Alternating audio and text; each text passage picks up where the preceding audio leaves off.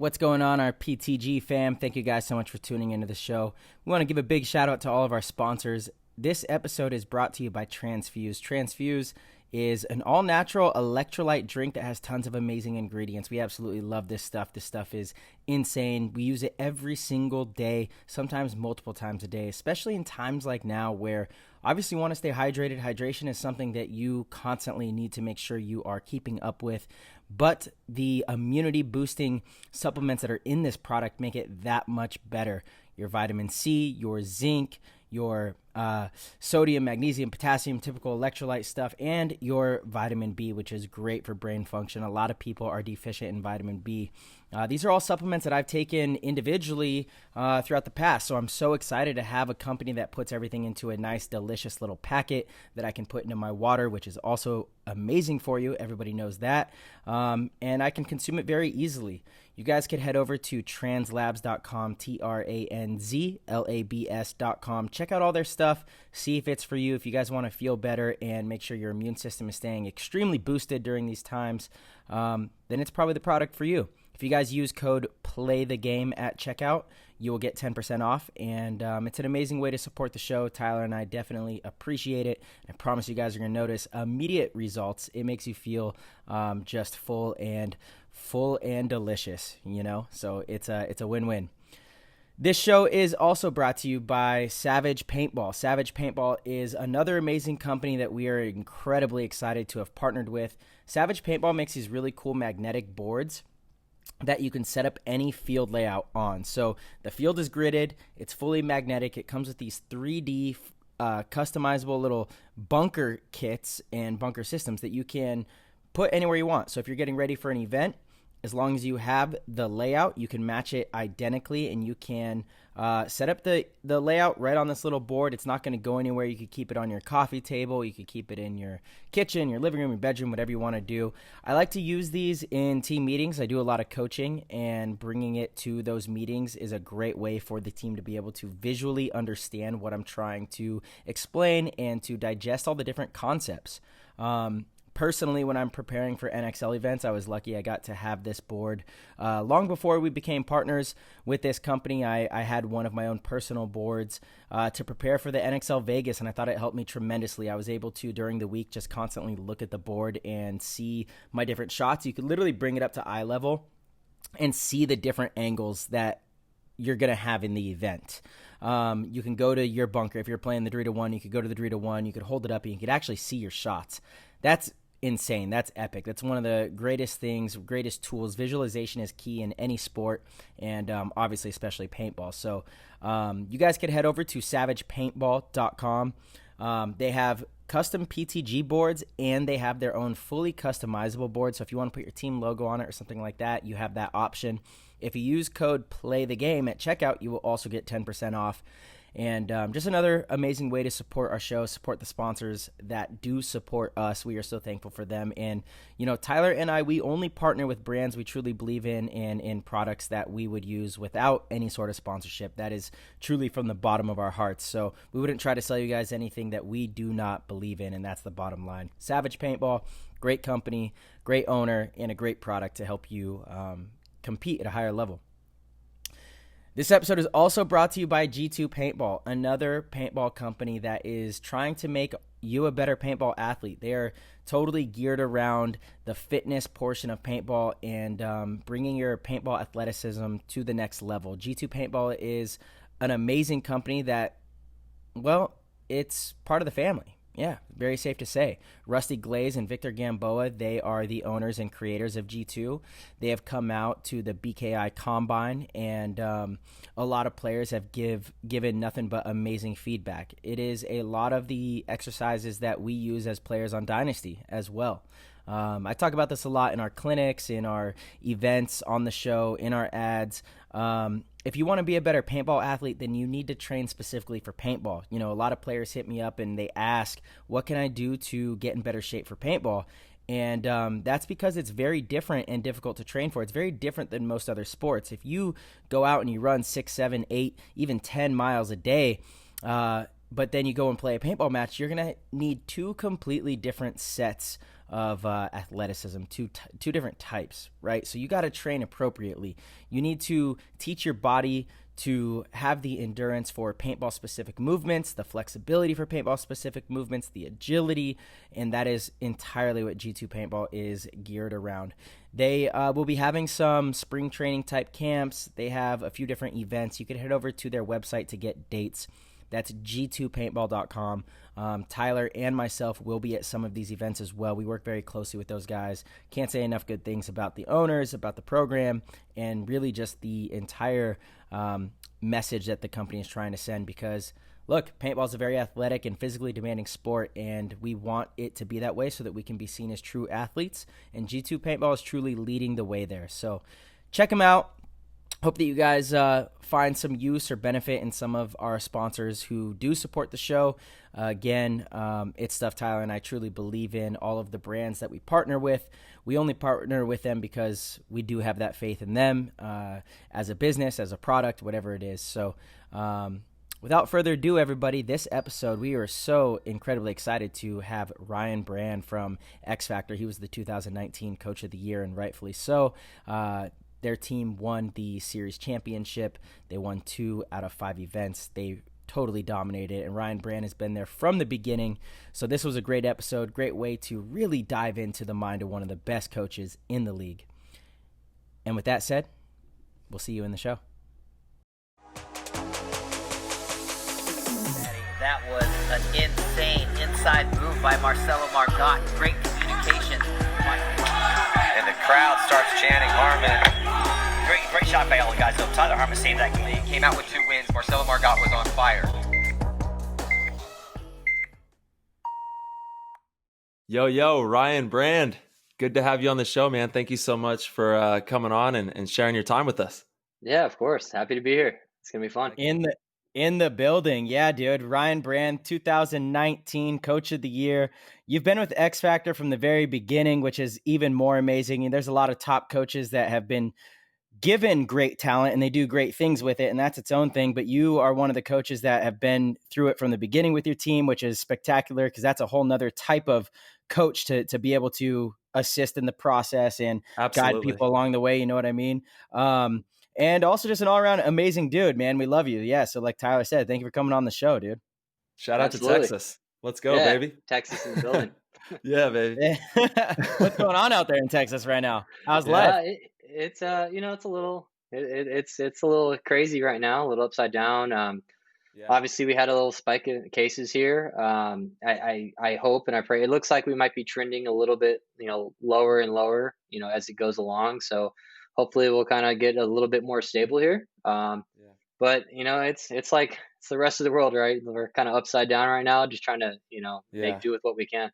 It is. It's Stranger Things. It's just like that show, Stranger Things. We're in the upside down right now. And, thankfully, we have such an amazing community in paintball, and paintball is one of the best sports for social distancing. So I see that out there, you guys are still able to, get some games in and still have some fun out there. Yeah. People are playing. It's definitely, I spoke to Alex. It's the field is doing well tournament player wise and stuff like that. I think that kind of the hit is like birthday parties is where a lot of people get brought into the sport. And right now that just isn't necessarily happening, which makes sense. If you're like a parent, you're not throwing like a party for a bunch of kids to go out right now.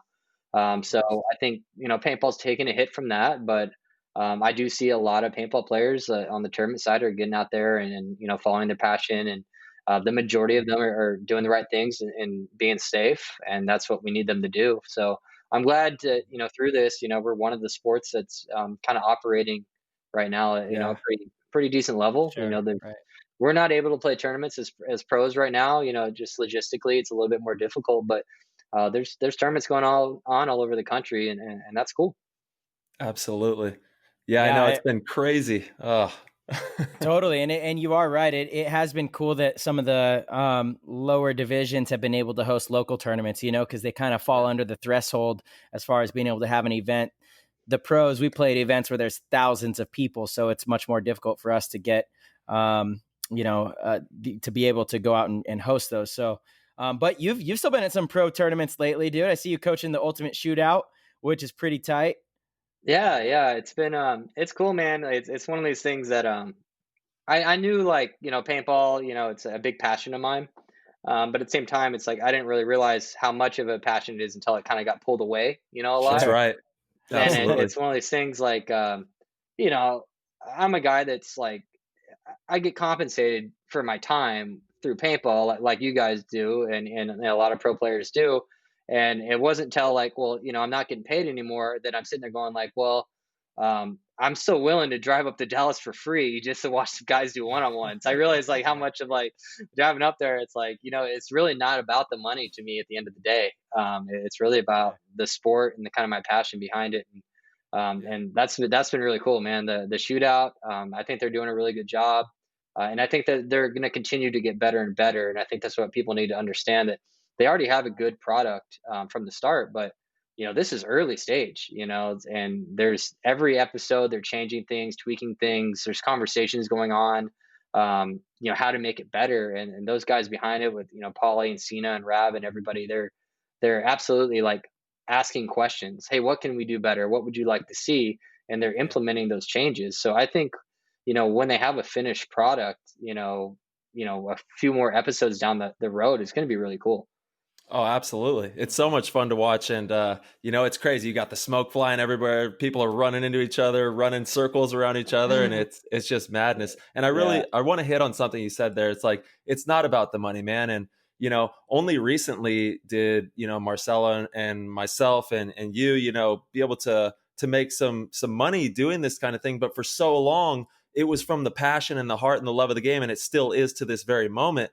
But we're able to, I'm able to take care of my kids and my wife and myself. But it's all from that love and that grassroots love, like you driving all the way to Texas to just watch paintball and like be a part of it. And that's why we started this whole program, is to nurture the game and nurture the sport of paintball. And that's what that's the golden nugget of love for paintball that we all share. And it's a really special thing. And more people I see are getting involved. Like, shout out to Richard out there in Texas. He plays out there. He's a supporter of the show.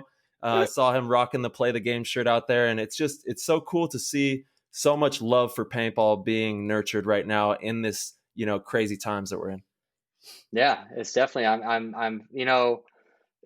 a family guy, I have kids and a wife that she's super supportive of paintball, but during the season, I'm investing a lot of time into paintball. Oh, and yeah. then I have to take the rest of my time and invest it into real life, into my business, and into my family. So I don't have a ton of opportunities of like being able to get super involved with other paintball things, the local tournaments, clinics, that kind of stuff. And it's kind of a blessing that when our X Factor responsibilities were kind of, relieved by COVID, that I have some of my paintball time freed up, and I'm kind of thinking to myself like, now I'm able to do some of those things, and still like, me and Archie started doing clinics on Wednesday nights, and we're getting a really great turnout. Dude, I love that. Yeah, it's great, and it's able to kind of give back to those guys and keep that going positive. And some like even like the ultimate shootout, which I've had a great time doing.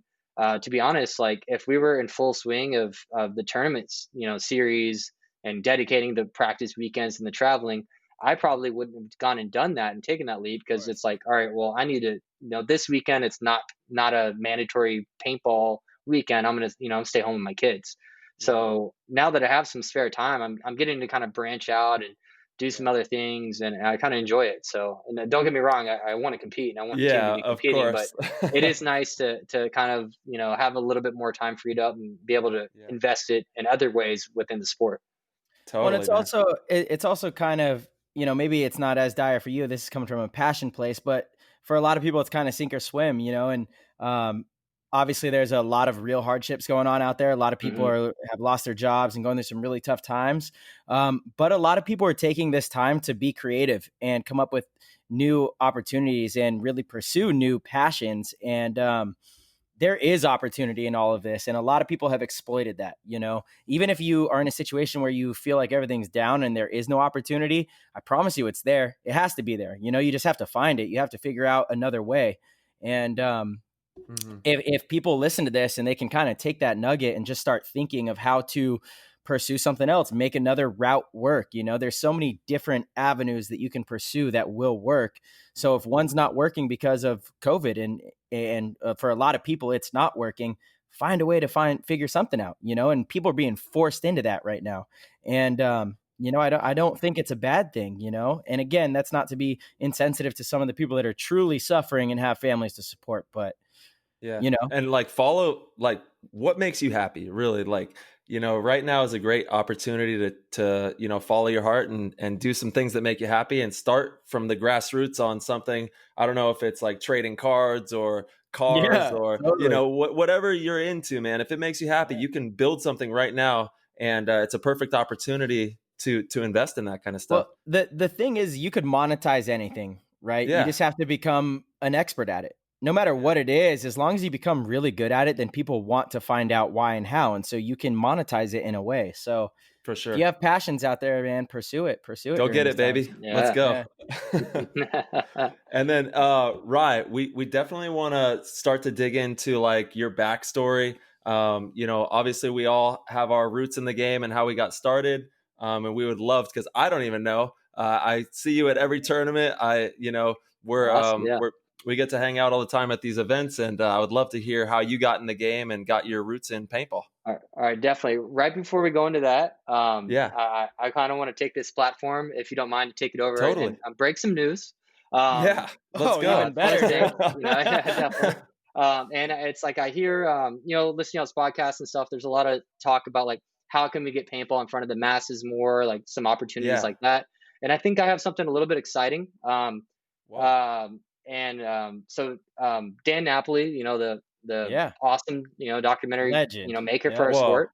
Huge shout out to Dan. Yeah, big shout out to Dan. And honestly, I've kind of been talking to Dan, and he wanted to come on the show and kind of reach out to you guys. But Dan has been battling his COVID-19 right now. So he's doing all right. He's just having he's on the recovery. He's on the mend. For sure, but talking is a little bit hard for him. He runs out of breath, so it's kind of fighting some of those issues. So Dan said, "Hey, since you're going on this show, can you do what I need to do for me?" So I said, "Of course, Dan." All right, so basically, what's going on here is the documentary, the Best Kids in Texas documentary that Dan released about 2 years ago, and it was, a lot of people probably saw it. It was on PB Nation and YouTube. Amazing video. Absolutely. It was a great movie, and it's one of those things that is close to me. I work closely with Dan on it. Dan's kind of was embedded in our team multiple times in making this documentary in 2012 and 13, doing the roster. So Dan's real close to our team. He's kind of like a honorary team member. He's just spent so much time, documenting our team. And so we had the film come out. He did a great job. Over the course of the next year or so, Dan had kind of been taking the film to some film festivals and doing well on that circuit with the film. And an outside company, actually went out and purchased the rights to the film to distribute. So their name was Gravitas Ventures, right? Dude, so it's good because now we got outside eyeballs on paintball, which is great. It took some interest. And Gravitas, they're a legitimate company. They actually distributed one of my favorite documentaries called Sound City. It's about the Foo Fighters and Nirvana, Dave Grohl and stuff. So they're a legitimate company. Yeah, dude, so it's a big company. Crazy. Yeah, and so legitimate stuff. And then so what happened is that they got interest. They say, hey, this is cool. They watched the film at a film festival and they wanted to get behind it. And they kind of went to Dan and say, hey, look, we love this, but we need it to do a couple more things. We need some changes, and we also need it to speak more to a non-paintball audience a little bit more, because if we want to put it out there, we can't just market it to only paintball people. We wanted it to appeal to everyone and kind of explain paintball a little bit more. So basically Dan took that doc and reworked it ever since November. So coming on, 9 months, 10 months, he's been working it. So it's, the bones are still there from the doc that some people may have seen before, but he went back and he spent so much time on this that he went in, he got a bunch of, old footage from the 2000s or 2010s, that area, 2005 of the team. So it's like 15 minutes of like raw footage and games he's able to work with. He's kind of, you watch it, if you've seen it before, you're filming kind of a new thing. And then he was able to do 2019 as well and kind of go through a run there. So the doc runs from inception or a little bit before inception to X Factor till, up until this past season when we won the series. So it's a really cool piece to watch. It's really awesome. Dude, So that is major. yeah, it's major. Oh, man. Wow. So here's the next steps, and we kind of need, and I wanted to come on here and explain it because we kind of need a little bit of buy-in from the paintball community here. Yeah. Let's go. And we're always talking about how we want to blow this up and get it in front of people. And so there's an opportunity here. I don't want to say it's a guarantee, but there's an opportunity. Dude, this is huge. You know, we got your back, baby. Yeah, we're sure. running this. Let's go. We'll run this all the way up. Yeah. Absolutely. So basically what's going to happen next is here in August or September, we're just waiting for the release date. It's going to drop on iTunes and Amazon. Wow. Are the first places it's going to go. And all the other video on demand, Vudu and all these things I've never even heard of. But the main deal is going to go to Amazon. It's going to go to iTunes. And they're going to, and then so it's going to be available for purchase there. All right. Mm-hmm. So the end goal of this whole thing is to hopefully get it on Amazon Prime streaming, Hulu, or Netflix. That's hitting the home run. If we can get the home run, now we're getting paintball where we want it to be in front of new eyeballs. That's right. But step one, it's going to drop on iTunes. Do we have any like cameos in this documentary? Or Marcelo, you are actually. Dan sent me a message, but it's bad because he's like, hey, and you can let Marcelo know that there's a clip of him getting blown up in the 2007 finals. Hey, you know what? That's rare, so I'll take it. You know what I mean? Take it. It's only happened once or twice. Yeah. So that's going to drop. Wow. And so iTunes, and so basically how this whole, obviously I'm not an expert in this, but a little bit based on sales numbers and other things going on, I think we do have a leg up because of there's not a lot of content creation happening right now. So I think streaming services like Amazon and Netflix might be a little bit more hungry for content to put it onto their platforms.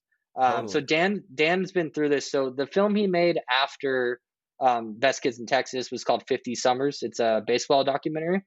And it went a very similar process where the same company, Gravitas Ventures, acquired the rights to the film. And then it went on Amazon and iTunes. And about 3 months later, based on some of those figures and some other factors, it's now available for free on Amazon Prime to stream. So if anyone has Amazon and they want to see Dan's latest piece, you can go stream it for free right now on Amazon Prime. And what's that one called? It's called 50 Summers. 50 Summers, absolutely. Yeah, and it's a baseball. It's a doc about minor league baseball. So cool. It's kind of we have the pathway of what it could look like. But in order to do that, it's hard to say. If we sell 5 copies, if 5 people pay and download it from iTunes, it still could happen. I don't know. I don't know what that number is. Dan doesn't even know. It's one of those things that, Let's go, PTG community. Let's run this up, share this for the paintball world. If we are all sharing it on all of our platforms like Instagram, Facebook, give it a little look. People are going to tune in. They're going to make that purchase to support the game. And, who knows? Maybe we could have some awesome video of paintball on Netflix or Amazon or something like that. That'd be crazy. I mean, honestly, I love supporting the game, that, but I'll make the purchase simply because I'm interested to see it. Dan does such amazing work, and that original one I saw, the first one, was already so good. Your team is very intriguing, so you're gonna have to keep us posted on this for sure when it comes out. We'll definitely, this is probably the first we've really announced it. There's been kind of some we couldn't say too much, so this is the first we've really announced it. There's going to be a lot coming out here in the coming weeks. New trailers. There's going to be different things, some giveaways for people signing up for the email list, all sorts of stuff. But I figure it's a good place to drop it, and get the word out there. And I feel like it needed kind of more of a long-term, explanation of why people maybe should purchase this, because the money, the doc's it's been sold. To my understanding, he's already been paid, right? So it's the money's not going to Dan. It's not coming to the team.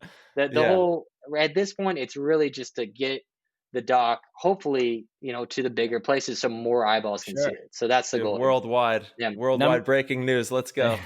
And I guess we'll wish Dan best. He's on the mend, but I think he says once he feels a little bit better, he'd love to come on the show, and he's a listener. Yeah, we would love to have him on the show. We need him. Yeah, for sure. And we're sending tons of love to him right now. And man, praying that he gets better. For sure. I'm glad that he's doing well, and all of us are sending him good healing energy right now, for sure. Yeah, I mean, dude, we want everyone on the show. Honestly, Yeah. it's like eventually they'll all be on, and then a lot of people will be back on multiple times too. That's the even thing. like so many divisional too. We want to have divisional players. Totally. We want to have everyone on the show. We want every walk of life that is participant in paintball to be a part of this game, and share the stories, the real stories, like that nobody hears, that are more powerful and important than anybody knows. Right? Those are the ones we need. Yeah, for sure. All right. Yeah. Well, I guess you can find out more on bestkidsinTexas.com. I think that website's up. And Cool. Enough of that, more about me. BestkidsinTexas.com. That's a long name. Why didn't you guys just go with BKI Texas? I'm just or like I like it. What about BKIpaintball.com? Yeah, BKI Paintball. Oh, you can try that one too. No, bestkidsinTexas.com. Heck yeah, check it out, everybody. Sweet. Yeah, Thank you for sharing that with us, Ryan, too. We appreciate you coming on the show with that kind of stuff. That's awesome, and it's an amazing opportunity for the sport too. I mean, if a documentary like that, knowing the quality of Dan's work and the way it can resonate with the general population, if that could be on Netflix or something, that would be huge, dude. Oh, man. That'd be amazing. So, major shout out. We'll definitely keep our finger on the pulse there and for sure. Do whatever we can to help promote that. Like, tag us or send us the videos, and we'll repost them and get everything flowing as well. Make sure you keep us in the loop, and we'll help in any way we can. Absolutely. Totally. For sure. Yeah. All right. Yeah. No. So enough about that. Let's hear more about you now, right? This is about Ryan. So yeah, we want to hear your backstory and get the grassroots on Ryan Brand. Okay. Cool. So I did not start playing paintball at a birthday party. I'm in the Marcelo. Thank God. One of few. One of few. So yeah. I'm with you. I didn't either. So yeah, me neither. I was at the slaughterhouse. Seriously, an abandoned. The only podcast ever when no one started at a birthday party. Dude, no, definitely. My intro to the sport was actually from a Smart Parts magazine of like just the guns and the barrels and the grips, and I came across it. I think maybe my buddy had it. I was probably like 5th grade, 6th grade. I think sometime this is probably around like 1997. That kind of time, and I found this magazine, and I was just like just in awe of just all the different guns and all sorts of stuff. Where did you find this magazine? So it was just like, it's a catalog, and I think my friend had it. So I just stumbled, cool. He was into paintball, but it was just the catalog, it just had all the different all-American barrels and all the colors. And I was just looking at this thing, and I was just in awe. And I just kind of just like, took it to my mom. It's like, I need this, like, I want a paintball gun, blah, blah, blah. And she definitely like gave me the like, hell no, like right away. Didn't know anything about it. She I was just, I was real young at the time. And what happened was I just, something drew me to it. And I think just as a younger kid, I was like, I always wanted to play dodgeball, or just like I remember like going to like sleepover parties and just like, oh, you got a bunch of stuffed animals, like let's just throw them at each other all night. Like there's just something about like hitting people and like getting hit and dodging stuff. It was what I wanted to do.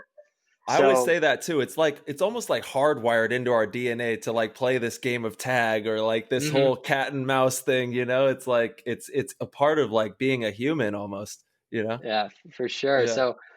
So after like asking forever, what happened is my parents got into horses right around the end of 5th grade, and we were boarding horses and doing this, and they started just getting really like invested and involved in doing this. And so they wanted to move and get some land, and we weren't moving that far away from like the suburban town we were in, but it's still like we moved out to like a property of like 20 acres of land, and it was just a different school district. It was just, to me, like, it's only 15 minutes away, but it felt like they were moving me to like Kentucky. It's just like a very like huge deal. And I was 5th grade, right about to go to middle school with all my friends, and I was upset about the situation. And And so like the trade, she's like, well, I'll get you that paintball gun that you keep There we bugging go. me about, right? So, I had some leverage, right? And Yeah. it's like, I'll quit being a little shit if you give me this paintball gun, right? So, Dude, I don't know if you heard that is I've the heard your story. It's very it's very similar. Yeah. similar, dude. Literally, I bargained Yeah. with my mom, like, I'll quit being a little shit if you get me this bit. That's funny. So we get out on this property, and so my dad went to the store and he got some guns. So it was like his business partner, my dad, he got one for my older brother and me. So we had 4 guns, and we have like 20 acres of land, and like, all right, we're gonna go out there and play. But it was like, and they were like, hey, you guys go build your fort. We'll go build your fort. We'll split the land like 10 acres away for the two of us. Whoa. And so like, and for people that like, maybe not, that's like, it's like 100 10-man fields Yeah. that we're playing 2-on-2 on. So, and so my dad, he's always worked in the oil industry. And so he had these big, like, because we're all scared to get shot, these big Yeah. oil, like thick, jumper suits in like in the Mhm. Texas heat. And so we build this fort, and me and my brother, like, we're like trying to play 2-on-2 in the world's biggest paintball field. So for Yeah. about an hour and a half in 100-degree heat, I'm like a 12-year-old kid marching around in this like 50-pound like oil rig suit. And literally all I can remember is we came out of our base. I looked around for an hour. I like passed out on the ground from heat exhaustion. I finally like gave up. Oh no. Yeah, I was like, all right, I'm just going back to my base. So I walked back to my base, and as I'm getting back to it, I start getting lit up. Just shot the hell. And I'm yelling at my brother to quit shooting me. And I'm screaming, and I'm just getting annihilated. Oh, and then I no. realized that my dad and his business partner had snuck around into our base, and I'm just walking into him like an idiot.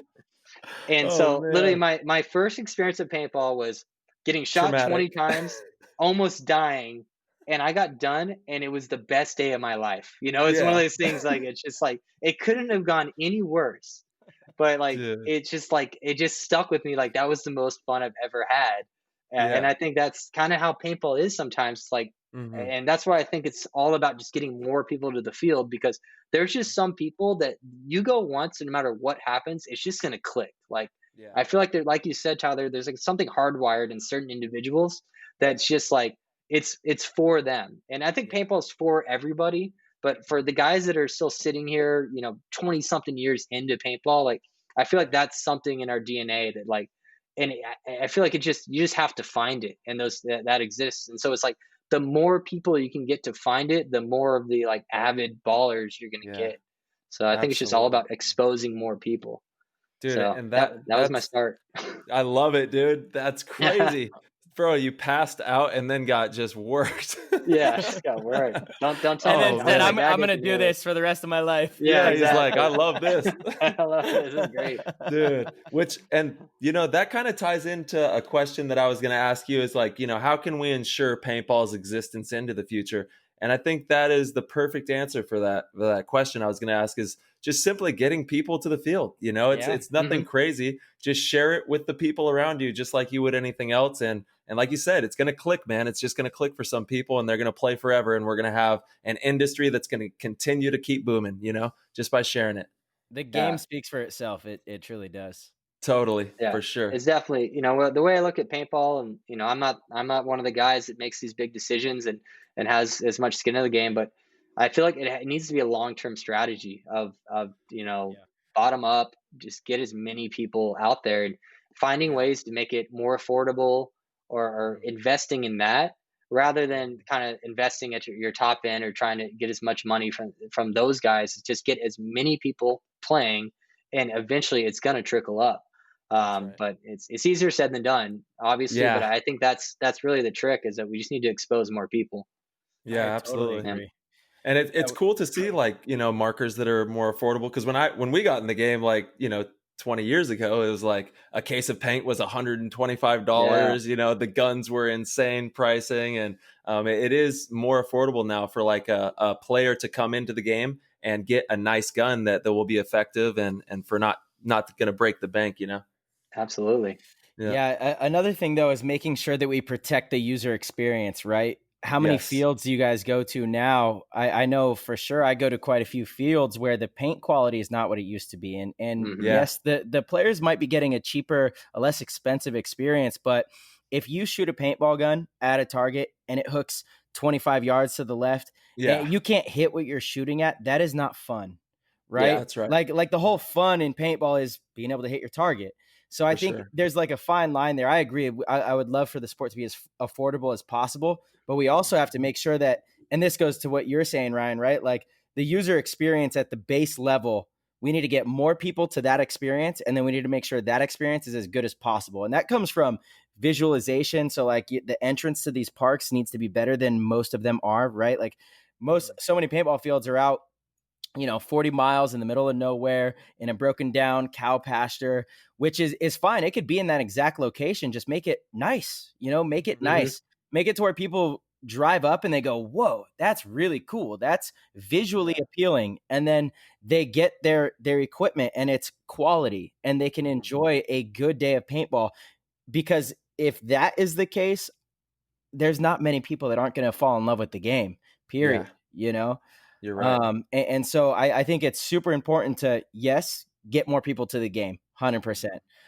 But it's also very important if we want to retain those customers to make sure that the experience is of quality, That's a very important thing as well. You can't have them like breaking paint or shooting hard paint and getting pelted with these hard paintballs. And they're like, it didn't break. I'm still in, but it hurts like hell. Yeah, totally. And then, that plays such a huge role. They gotta really be able to hit their targets. And also, we do a good job, Marcella, and I'm sure Ryan as well, because Richard loves you, like out there at the field, the one that supports the show. So like we are always nurturing the players, you know what I mean? We're nurturing paintball players. Every time we go out to a field, I'm always trying to give everyone the best experience of paintball imaginable, because those types of things all trickle as well, and that's going to reproduce more growth, and people are going to be like, yeah, I had the best time out there. Let's go play some more paintball, For sure. Yeah. Totally. Yeah, it's I kind of relate it. Obviously I think everybody knows by now I'm getting super into golf, right? Yeah. But did you get the clubs? I got the clubs, dude. I don't want to talk about it, man, because I'm like a complete newbie that just went out and bought a $1,500 paintball gun. I've got no headband with my goggle system, and I'm just out there wiping hits, doing what I can. But in all reality, right? One of the most appealing things to golf for me is when I went to the golf course, how beautiful it was. And I was just like, this is an amazing experience. I've seen some other golf courses that are like pretty run down. It doesn't look fun to me. I don't want to go there. I don't want to play golf. Like part of the golf experience is the beauty, the surroundings, part of every experience is the visual experience, right? So we need to make that better. And actually it's something that I've had, in my mind for a long time. And I know Tyler and I have some plans to start connecting with these paintball fields a lot more, but it's setting up some sort of structure of how to, market to the new player and to make sure that their fields are being run a little more efficiently, being run better, and providing these experiences for first-time paintball players to where if you bring your girlfriend out there, she's not going to be like, what is this? What's going on? Like she comes out and is like, this is really cool. This is awesome. And it's not that hard to do that, right? It's not that hard. It's a little bit of maintenance, a little bit of structure. Totally difficult. Ryan, your guys' field is outstanding. You know what I mean? Like you guys, everything that he's talking about right now is like what you guys do at X Factor Paintball Park, which is run by the one and only Alex, who's the best dude in the world. He is, man. Yeah. Every time we go practice out there, he's barbecuing, cooking it up. And you guys just create like such a great energy out there that is infectious and people want to go back. Yeah, it's the experience. That's right. Yeah, it's the experience, and it takes extra effort, but I think it pays off. Some of that extra effort isn't necessarily for the player like me who got shot 20 times is going to come back regardless. It's for that person on the edge. It's for the parents. Like right now, Alex is out there and he's putting umbrellas up at all the staging areas, and it's like, well, is this expense necessary? But it is, because we want to keep the moms. Like he's thinking about creating like an AC, like little home there for them that can watch through glass and stuff. Okay, I love it. With TVs and stuff. But it's like, you want them to be comfortable that, hey, they can just drop their kid off and sit in the AC and have a good time rather than having to sit in the heat and stuff like that. It's just those things will pay off long term, but it is hard. Totally. Paintball field owners like sometimes get a bad rap, but most fields the owners aren't getting filthy rich. You know what That's I mean? right. And so Exactly. it's hard, to say, hey, you guys need to invest and do a better job. Alex has he has another career that helps, support the field and vice versa. So it's one of these things that it's just tough. So, For but sure. those investments, I think they will pay off long term, but that money's got to come from somewhere initially. Yeah. And so that's the struggle. That's the business decision, Yeah, for sure. Yeah, I think that's a really good point. So many of these field owners really aren't, they're not. Some of them aren't even making $100,000 a year, right? They're kind of barely getting by, and so they can support their family and keep the field up. But yeah, you're right. There's not much extra money to invest into that kind of stuff. But I also agree. If you do it little by little, and again, maintenance and cleanliness is kind of an effort thing more than a monetary type thing. It can pay off in the long run, and who knows, maybe eventually you can have the money to invest into an AC cooled room to view the field right outside of it. God, I love that he wants to do that, man, because when we went out there, do you remember what month it was? I think it was July when we came out to practice you guys like 2 years ago. Dude, it was hot. My cleats literally melted off on the turf. I remember we'd play a point and then I would have to like run into the pit to get off of the damn turf. Marcelo was like, my feet. My feet. Dude,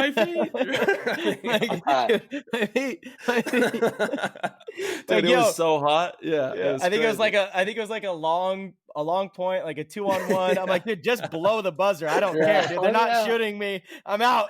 I gotta run off the field. My feet are melting. Your feet were probably, no lie, 130 or 140 degrees hot. You know what I mean? I was also wearing track shoes, so you're like super thin. It was basically on socks with spikes. It's a double-edged sword. It sucks to have to train in that all the time, but it's also good because we'll get into tournaments sometimes in a hot climate, and you look at the team like, oh, we're playing Revo, like they're not used to this.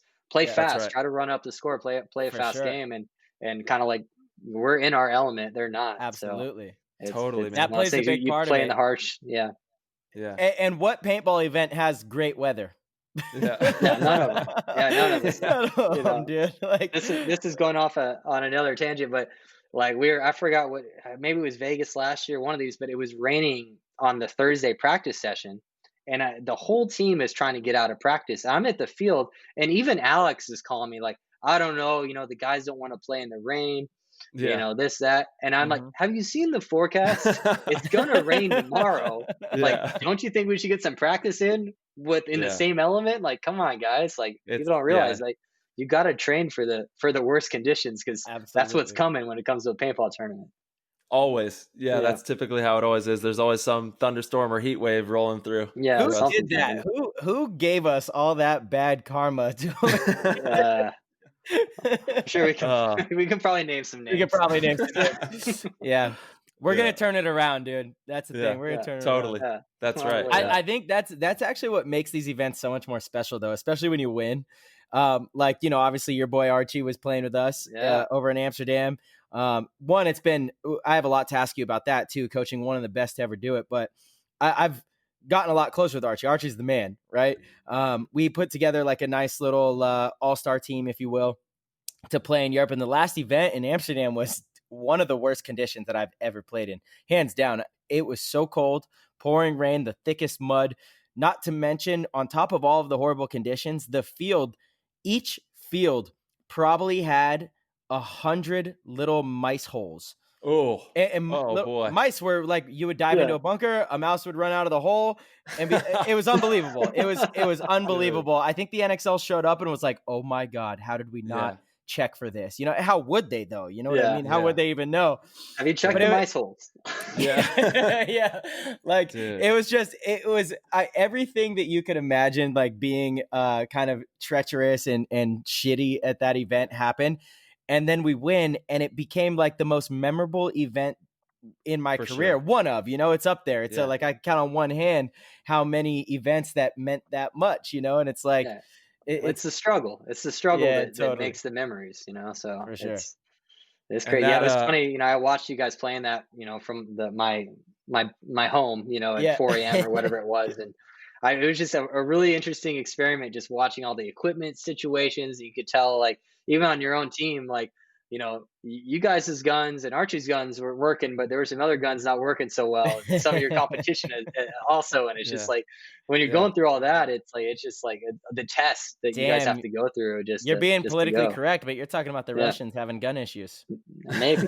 And some of our teammates, interesting. Yeah. Dude, honestly, what I gotta say is Ryan Greenspan did such an amazing job of being like a tech in the pit and also playing. I don't know how he was doing it. He was doing everything. But we probably had the best pit there as well. And that plays a role. It absolutely plays a role. Because everyone was having issues. The conditions were so bad that everyone was having issues. And it was kind of like, I just need a loader, grab whatever I can, put it on. I need a gun. I don't care what kind it is. Like at the end of the event, we were all posting photos and we were like photoshopping certain parts in, because we're like, man, damn it, this is a sick photo, but it was such a unique anomaly of an event that it is what it is. But we were just trying to get guns up and be able to play. But yeah, it was tough, dude. It was really tough. And in those conditions, again, you not only have to have a really good pit crew, but there's different precautions you take as a player, right? Like if you don't have to dive, you don't dive. And if you do slide, you have to definitely do it differently, like with your gun completely in the air. You close your pods when you reload, bottom line, and then you toss the pods. Like you don't just toss them, because then in the pit, that's a nightmare. There's so many things that younger players don't realize, little tricks that truly make a big difference. And Ryan, being like 48 years old, he's been in the game for a long time. He had all of the tricks, Archie's getting up there too.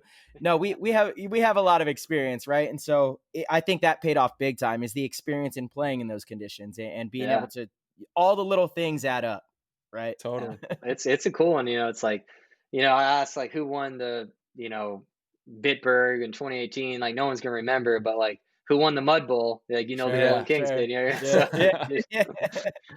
And then right after that year, they took away all the pros. They went out on top, dude. 100%. I know, I'm not too mad about it. I'm like, we won the last ever real NXL Europe. That's kind of cool. The huge bummer, and I gotta say, major shout out, dude, because you were actually heavily involved in a lot of that. Archie was constantly bringing information that you had from watching video and watching our games, and little critiques here and there, which played a big role. And it was really cool to have that outside opinion from an experienced coach like yourself. But so now you can say, you've been coached by Ryan too. Not personally, that didn't happen. But we could take that. I won that event too, guys. Let's just say That's right. It's on my resume. Sideline. There we go. Computer coach from 3,000 miles away, champion. I think that's the future. Right. All the coaches, it's gonna all be digital, right? So you guys aren't even gonna be around anymore. It's gonna be all digital because of COVID. I hope so. Yeah. But no, we left a couple events on the table for sure. We left a couple events on the table. So it was cool to see what we knew we were capable of finally come together at the end. I wish we would have been able to do another season with that team. Maybe even bring Tyler over. Holy shit, that would have been domination there we station. Go. Let's go. But that was a fun experience. But that was fun to watch.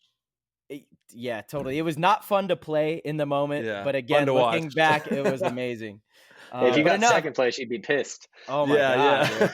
Yeah. Literally, it would be going home saying worst weekend ever. Well, and Marcelo got stung in the chin by a bee to top it all off. So if he would have got second place, it would have been really bad. Dude, that was so bad. This was Sunday morning, our prelim match. I got stung. So it's so funny how things work, right? There was this big yellow jacket flying around in our pit. And I remember it was like in the mud, and Kyle or someone was looking at it like, oh, should we kill it? And I literally was like, no, dude, leave him be. Like, let him fly away. He's going to be fine. Just leave him be. Like he'll go on his own. Right as we're getting ready for the first point, I go like this. You know how you go to strap on your pack? You always put your chin down to hold your jersey because you're holding your jersey up, and you strap on your pack. Right as I did that, I guess the bee was on my jersey.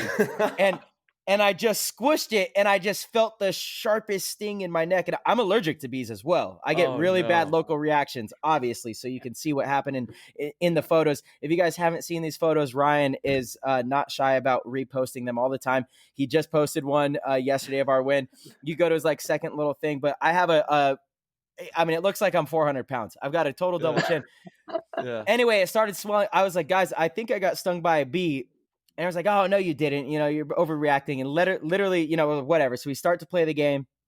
My throat starts to swell up. I'm like, oh, man, like breathing's definitely getting kind of tough. I come in and they're like, oh, my God. I just have this massive double chin. They're like, I was just like, for the rest of the day, I was just chugging Benadryl and different anti-inflammatory stuff, just like trying to get it down so I could breathe right. And man, Jeez. it was crazy. They were like, when they saw you, they were like, Violet, you're turning violet. Oh my God, there it comes. Yeah, it was wild, dude. It was wild. So yeah, if we would have lost and then like all of that flying home, I just would have been miserable. Yeah, good thing you won, buddy. Good thing you won. Yeah, ended up being pretty nice. But dude, enough about us. Again, this show's about you, brother. I love that we get to chat and kind of go off on tangents. But how exactly did you? Because you were a player before a coach, right? You fell in love with the game, and you were a player with the team. And so let's dive through. Like I'll jump back in. I'm back in from after. So after I got blown up by my dad in the woods. He started. It was really cool, you know, like father-son bonding thing, just hitting the woods, the recreational fields for maybe a year or so straight. That, you know, it felt like a lot, but who knows, maybe once every couple months or whatever, we go out there and do that. And that's where like I finally like shot somebody for the first time, and like really was like, man, I love this sport, and kind of was going through the motions there, doing all that. And then it was driving home one day. Maybe it was like a 8th grade or something like that, maybe a freshman in high school. I saw a sign for a paintball field driving home, and it just said Fort Paintball on this side, and it was like a mile from my house. I was like, oh my God, like they're making a paintball field here. And we had been driving 40 minutes, you know, to go to the closest field. So we drive down there. I'm super excited, and I get to the end of the field or the driveway, and it's just a trailer. And I was like, where's the paintball field? And I was all depressed. So I'm looking around, and this couple came out of the trailer, and they were like, oh, you know, we're starting a paintball, you know, field here. So we started to kind of ask them some questions, and quickly realized that they didn't really know much about paintball, like less than us. They just had the property, and they wanted to get into it. So they started asking me questions, and I thought I was like a paintball expert by this point. But in reality, I've been to like the couple different rec ball fields like 10 times. So, but we started, you know, doing this. And so some other, you know, people saw the field, and we started like building fields by hand out there, and started like, you know, spools, hay bales, you know, mounds, that kind of stuff. And did that. And that's kind of like how I really like, that was like a mile from my house, and it became like an every weekend, Saturday, Sunday type thing for me. You know, I started working out there, and and then once that started happening, some of like the local 5-man teams started coming around.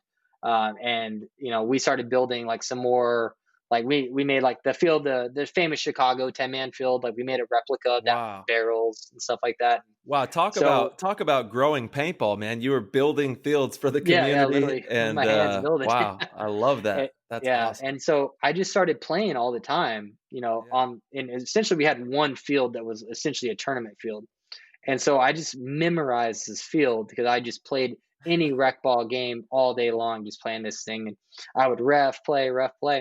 And after a while, some teams started to come to scrimmage out there.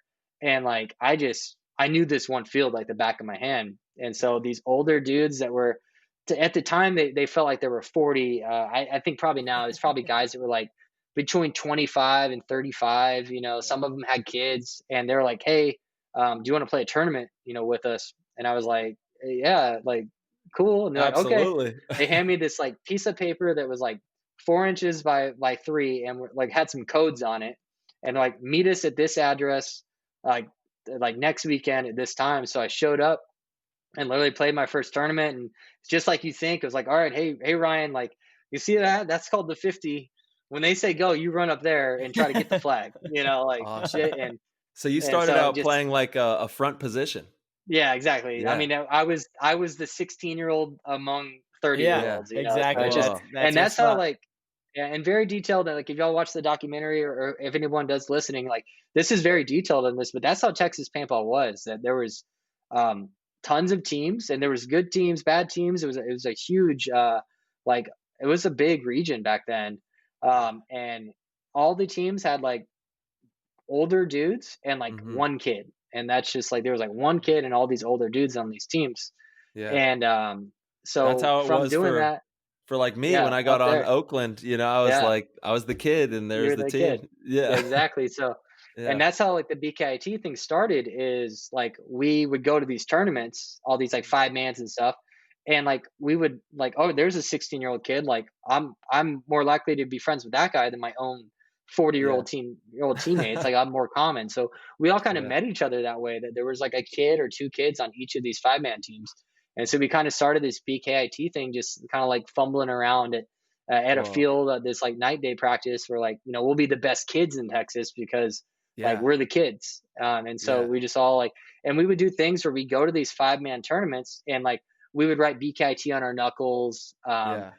have like stickers done, stuff like that, and so you could see like who was in the I guess at that time like a cool kids club. Yeah, Real go ahead, quick, Marcel. who was on this team at that time? Yeah, so it wasn't. I wouldn't call it a team. It was like a club. You know what I mean? Yeah. So Okay, it's Yeah. like we okay, all had our own okay. teams, Oh, and then gotcha. BKIT was a club of all the best kids on these other teams, because there Yeah. wasn't a kids team at the time. And so it was like the Odell brothers were like Okay. big and starting it. The Cohen brothers, Yep. Yeah. me, Grayson, some teammates of ours, just most of the X Factor guys were all in this. Or some later, those guys kind of came a little bit later, but it was all kind of in this kind of club we made. So Whoa, All, that's we all, one super term cool, dude. it's Because then you cool, all guys, of, and yeah. yeah.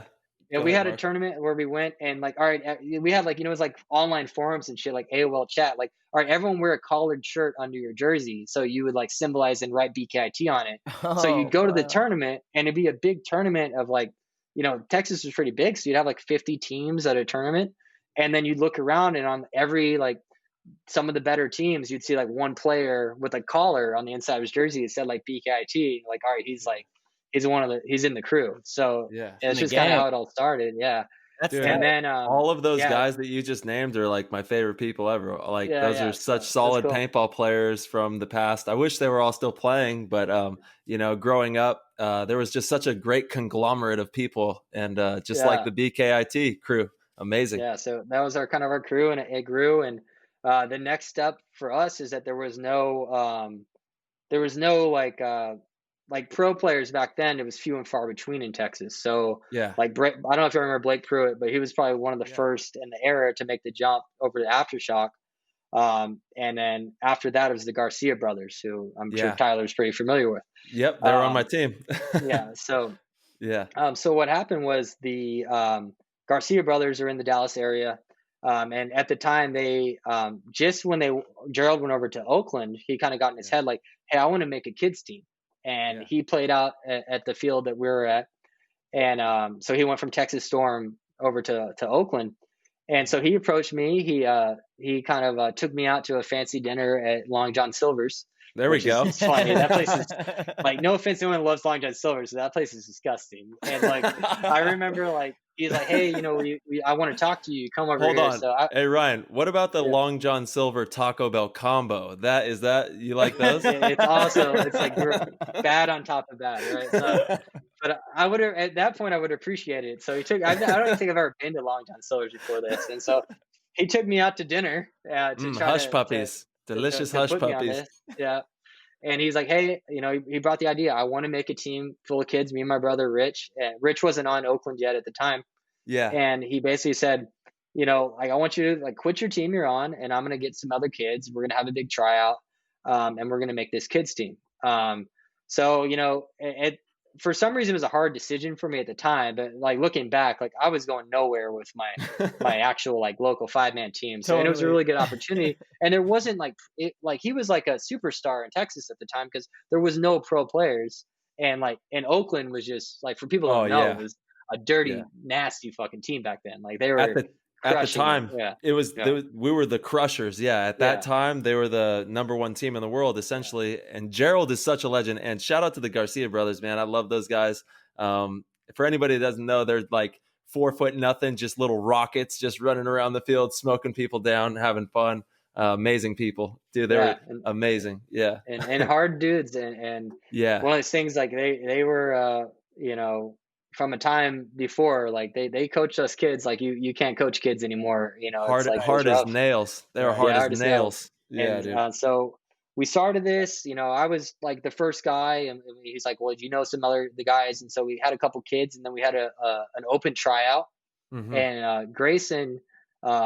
He showed up, and I guess the story is that it was his high school graduation, and he skipped graduation to drive to Dallas from Austin to do this tryout. So I guess he told his parents, like, "Hey, look, I'm going to do this. Like, these pro players are having a tryout. Like, I'm going for it." And I'm missing a bit of a step here. No, I'm on track. So we start the team, and so that team is called B-Slap Factory. That's team. right. So I remember that team. Yeah. Yeah, dude, you put that's crazy. So I'll get there because I got a question for you. But okay, all right. So at first we just were playing local stuff, right? Just local tournaments. And there's so we weren't playing anything national. And we were just dominating on the local scene at that point because now we had literally a team full of 8 of the best, like just kids. Like these were like good, 16, 17, 8-year-old kids. And we're playing these 40-year-old dudes that like couldn't all shoot left-handed, like just going through and just running a racket through like the local 5-man scene.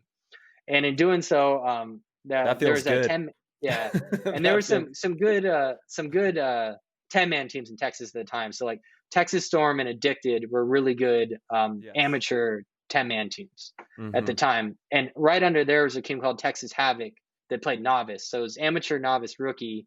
Pro, amateur, novice, rookie were the divisions back then. They didn't have like division 7, 5-man, X, all that stuff. Totally, yeah. And so the Texas Havoc guys were going to a tournament in Chicago. So this is 2003 now.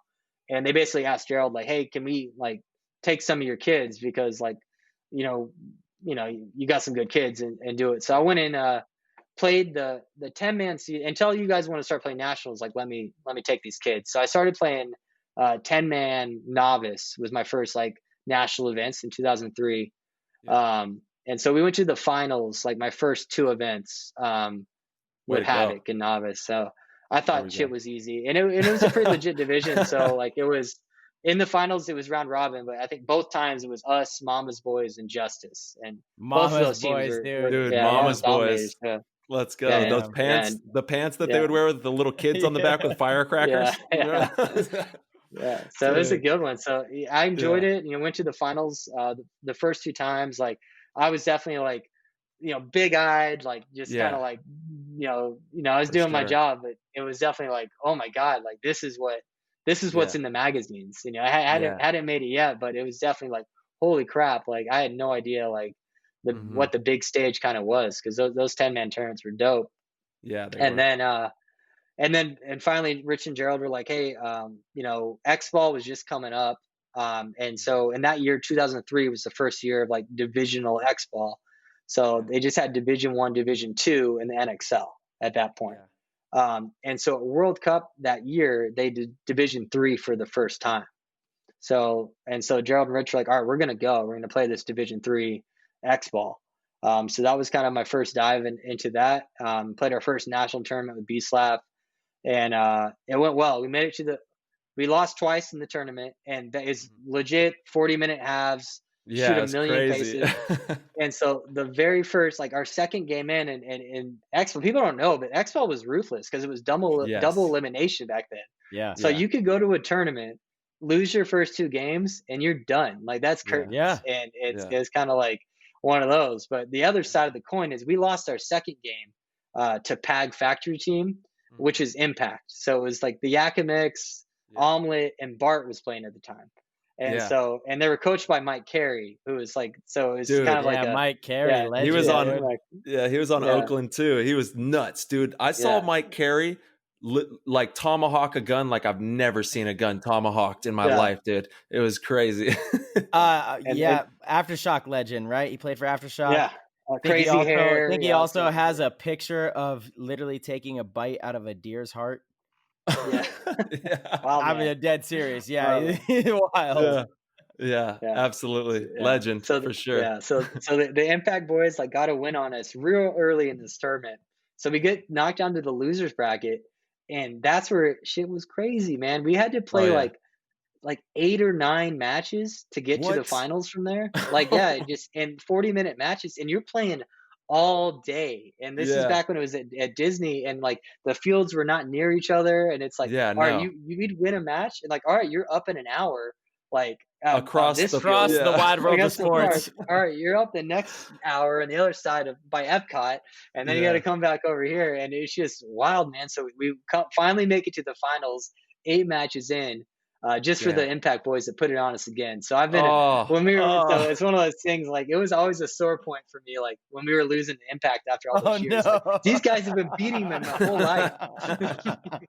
For sure, dude. Holy shit, that's funny. Well, not for you, it's not funny. But well, no. Yeah. Well, and then I was doing some little research on you, and there was an interview that you did where you talked about that with Callie. And you guys were talking about how having Impact out to your practices affected, the outcome of some games, I'm sure. So it's one of those things, for sure. Hey, you guys you've had the last laugh.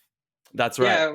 Yeah, the monkey's currently off our back. Yes, so we'll just ride it while we can. So far, so good. Yeah. And then what's gonna happen this year? Are we gonna have a tournament or what?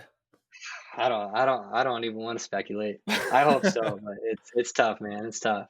Yeah. So we'll see. Well, I'll let the people that make the decisions make that decision. But for sure. Hopefully we can find something to do. I know we will. Ultimate Shootout and Pro Tour 101 stuff's going on. No one's playing Tyler anymore. I watched Tyler beat up, and Keith is like such a good paintball player and such a good person. And the way you were beating him, Tyler, I literally am looking at the screen going, "He just broke you broke Pro Tour. No one should play you." Like if any of my players call me right now, like, "Hey, I'm going to play Tyler Pro Tour," I'll be like, "No, you're drunk. Like, don't do it." Like, it's definitely my court right now. So I'm excited to play whoever. Someone's gonna play me. I guarantee that. So I'm excited to play him, and I want it to be a big dog. I want a big dog. You know what I mean?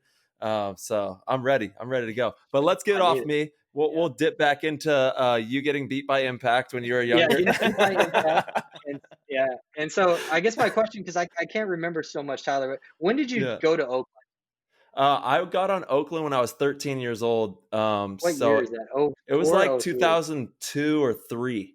3? Like 3, yeah. Did you come from Twisted? Is that where you came from? That's right, Twisted Factory. Yeah. Because I definitely remember Twisted. We probably played against each other and put some beatings on us. Like it's the very next tournament after this. I'm like, because it's one of those deals. I went to the finals and we got third place in those 10-man tournaments, and then I got second place in against Impact. And the very next tournament, I'm like, we went up to Division 2. I'm like, we're gonna win this tournament. Everything's grinding. Yeah. And Twisted, you guys just put a hurt on us. And I was like, dude, man, we were running Division 2 for a minute.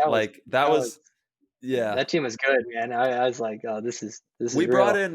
brought in just for one tournament. We had Dave Baines, who was on like Cap Factory at the time, and it was before they really got big. Him and Glenn Takamoto, when they were both together on Cap and stuff. And so we brought in for like a ringer tournament, one tournament, and just ran a complete devastation racket on everyone. It was pretty fun, man, playing those. Like that was the grassroots, and like that's what made me fall in love with paintball, is like playing for Twisted, being in the NorCal area with like all the legends that were up there at the time. It was just a way different paradigm of paintball at that juncture in time. So it was really cool to be able to, live that whole crazy lifestyle up there with all those guys. Yeah. So you definitely put it on us. I'm mad at you too. Yeah. Dude, Twisted, let's go. Yeah. Yeah, and then I remember when we first went to Oakland too, because Gerald was coaching us, and he was brutal, and he was like, we were older than you, and he would literally talk shit to us. He'd be like, "There's a fucking 14-year-old team that beat the shit out of you. Like, you got shot by a baby." We were giving it to people up there in Cali, but he was reporting back to us that we sucked. We were nowhere You near as good as the kid on his team. You should hit him up now and be like, "Hey, you see what Tyler Harmon that kid turned into?" Yeah. No, 6'2". That's true. He was a monster. He said he wasn't. He didn't grow yet. But no, Dude. so and that's thinking like we were all kind of starstruck in the situation because we were such Oakland fans, and it's like, damn, dude, like this kid made it. You know, we want to make it too. And so that was just kind of always the path. And it was that's inspiring for me. That's crazy. Yeah. Wow, that's awesome. Yeah, huge shout out to Texas. I've always had a huge space in my heart for Texas. Like, I love going to the tournaments out there. The culture, the people, everything about Texas is right where my heart. And my family is from Iowa, so I got kind of that, that country soul to me because of my dad. My mom's from Santa Cruz, so I got the whole hippie deal going on, and I got the best of both worlds right there for sure. For sure. Yeah. For sure.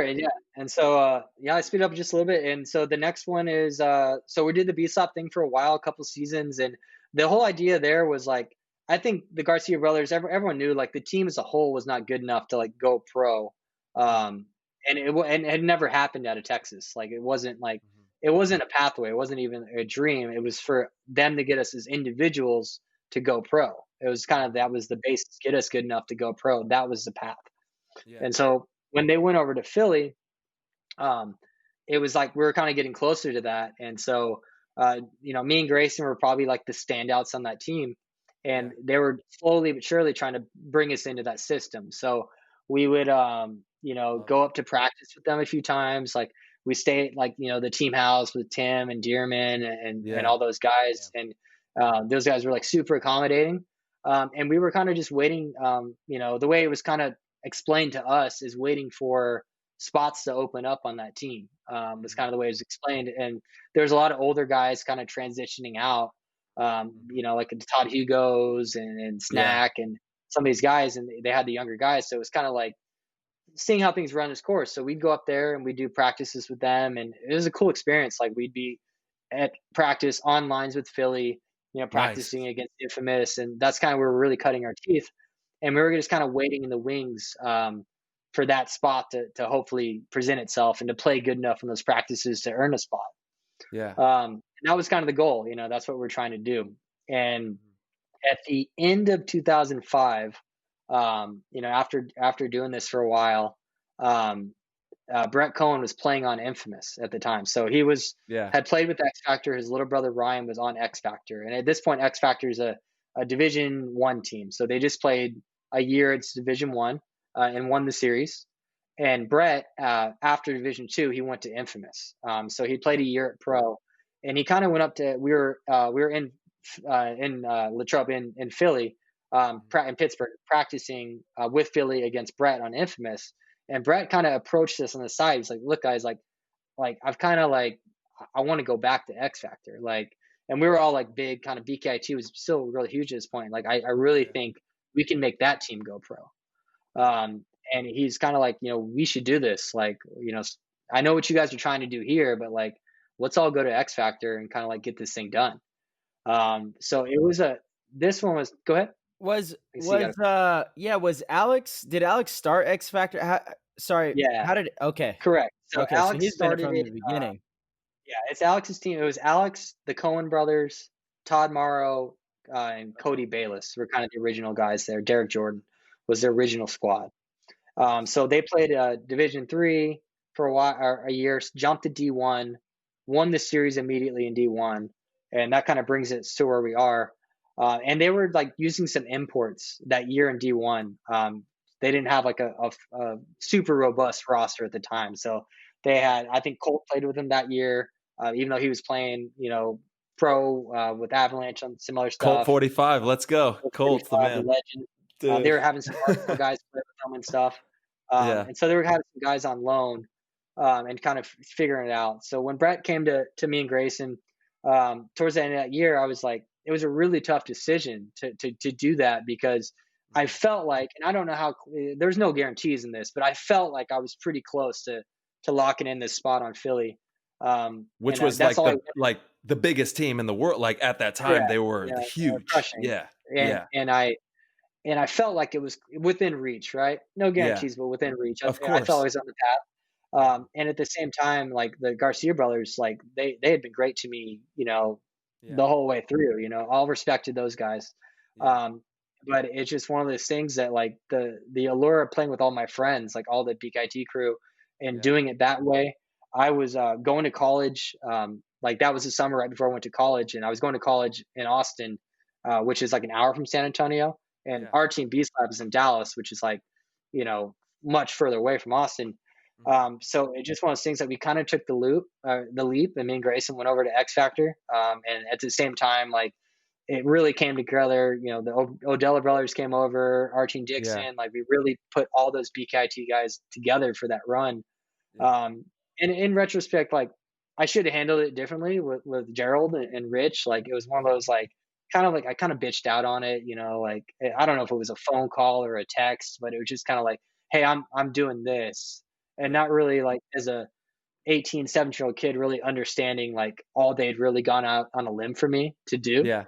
So I kind of wish I had that one back. And I think, later in life, you understand, like, I'm not upset about the decision I made to leave, but I Of wish I would have course. handled it, a bit differently. Well, because Um, dude, I mean, I don't know if you realize this or not, but Marcelo and myself, we do BKI stuff all the time, and it's like, dude, you did that. Like you paved the way for that to even be in existence right now today, and that was from your lineage. It's yeah, crazy. in name, but yeah, Little this, little that. yeah, a You little know. bit, Yeah. yeah, We we Yeah. cha- we changed it around though with BKI, so it's now best knowledge in paintball. Oh, okay. I Oh, see. like I that. see what you Uh, did there. uh-huh. Yeah. I like it. So, Yeah. yeah, so best knowledge, you got it. You guys are Yeah. ripping it on that. I like it. Yeah. And we might change our chant too, dude. We're the best Dude, knowledge in I Texas. I love there we every time go. you guys give the Yeah. BKI. I'm like, yeah, we're Yeah. part of that, Love baby. it too. Dude, For Ryan just sure. took it back. He said they're doing the best knowledge in Texas now. Yeah, Get no, that, we yeah? got it. Dude, We're do not it, kids do anymore. it. Let's Honestly, do we've a been trying full to figure course. out how to make it work. So all right, good. Yeah. We ain't no spring Let's chickens no more. let's And let's dude, do a full BKIT best knowledge in Texas course. there we go. Let's do it. Heck yeah. Let's go. Yeah, Yeah, and 10-part series. heck yeah, that sounds awesome. Gerald, in retrospect, I don't think that anybody would hold anything against you, man. You've done a lot for the game, and you've had a really powerful career with a lot of powerful players, and that's all someone can ask for. And it's, paintball is a multi-layered entity, and so there's junctures, and we got to do what we got to do. And I feel like X Factor would not be the same without you or the handful of other guys that you named. So it's amazing Yeah. what you guys have created, man. Took It's the whole crew, yeah, and, hell yeah, so yeah, we went over there the end of 2005. The goal was to go pro. Like at that point, it's like we're taking this team pro. hell They yeah. just won the D1 series, so it was, it's possible. Mm-hmm. We decided to go back into or they did to go back into Division One to do one more year. Yeah. As get our feet wet. That's when Andy Copcott came over with Brett from Infamous, and we're kind of like, let's not just go up there and get smashed. Let's figure this out. And we Andy's a started playing. beast. Andy's dude. awesome, dude. He's He's such a beasting beast. with y'all on 10-man now too, dude. Yeah, he's Yeah. beasting. Legend, Yeah. Peter Pan, dude. Live forever, He got never age. MVP. He was like MVP Yeah. of the tournament at the ICC. He just crushed it. Yeah. Love it. Amazing. So yeah. So we did that. We won the first X Ball event in 2006, that Ice Bowl that Oh, that yeah, Philly won jeez. pro, the ridiculousness. And Yeah. that was my first national win. Like after all these like close second places, third place, all that stuff, like my first event with X Factor, we won. I maybe played like 5 points, but I got the win. Hey, It's like got that W. got that dub. Yeah. And we kind of went through that year, and I think it was maybe halfway through. So we played a Boston MPPL, the one at Gillette Stadium. Yeah. Mhm. And we played.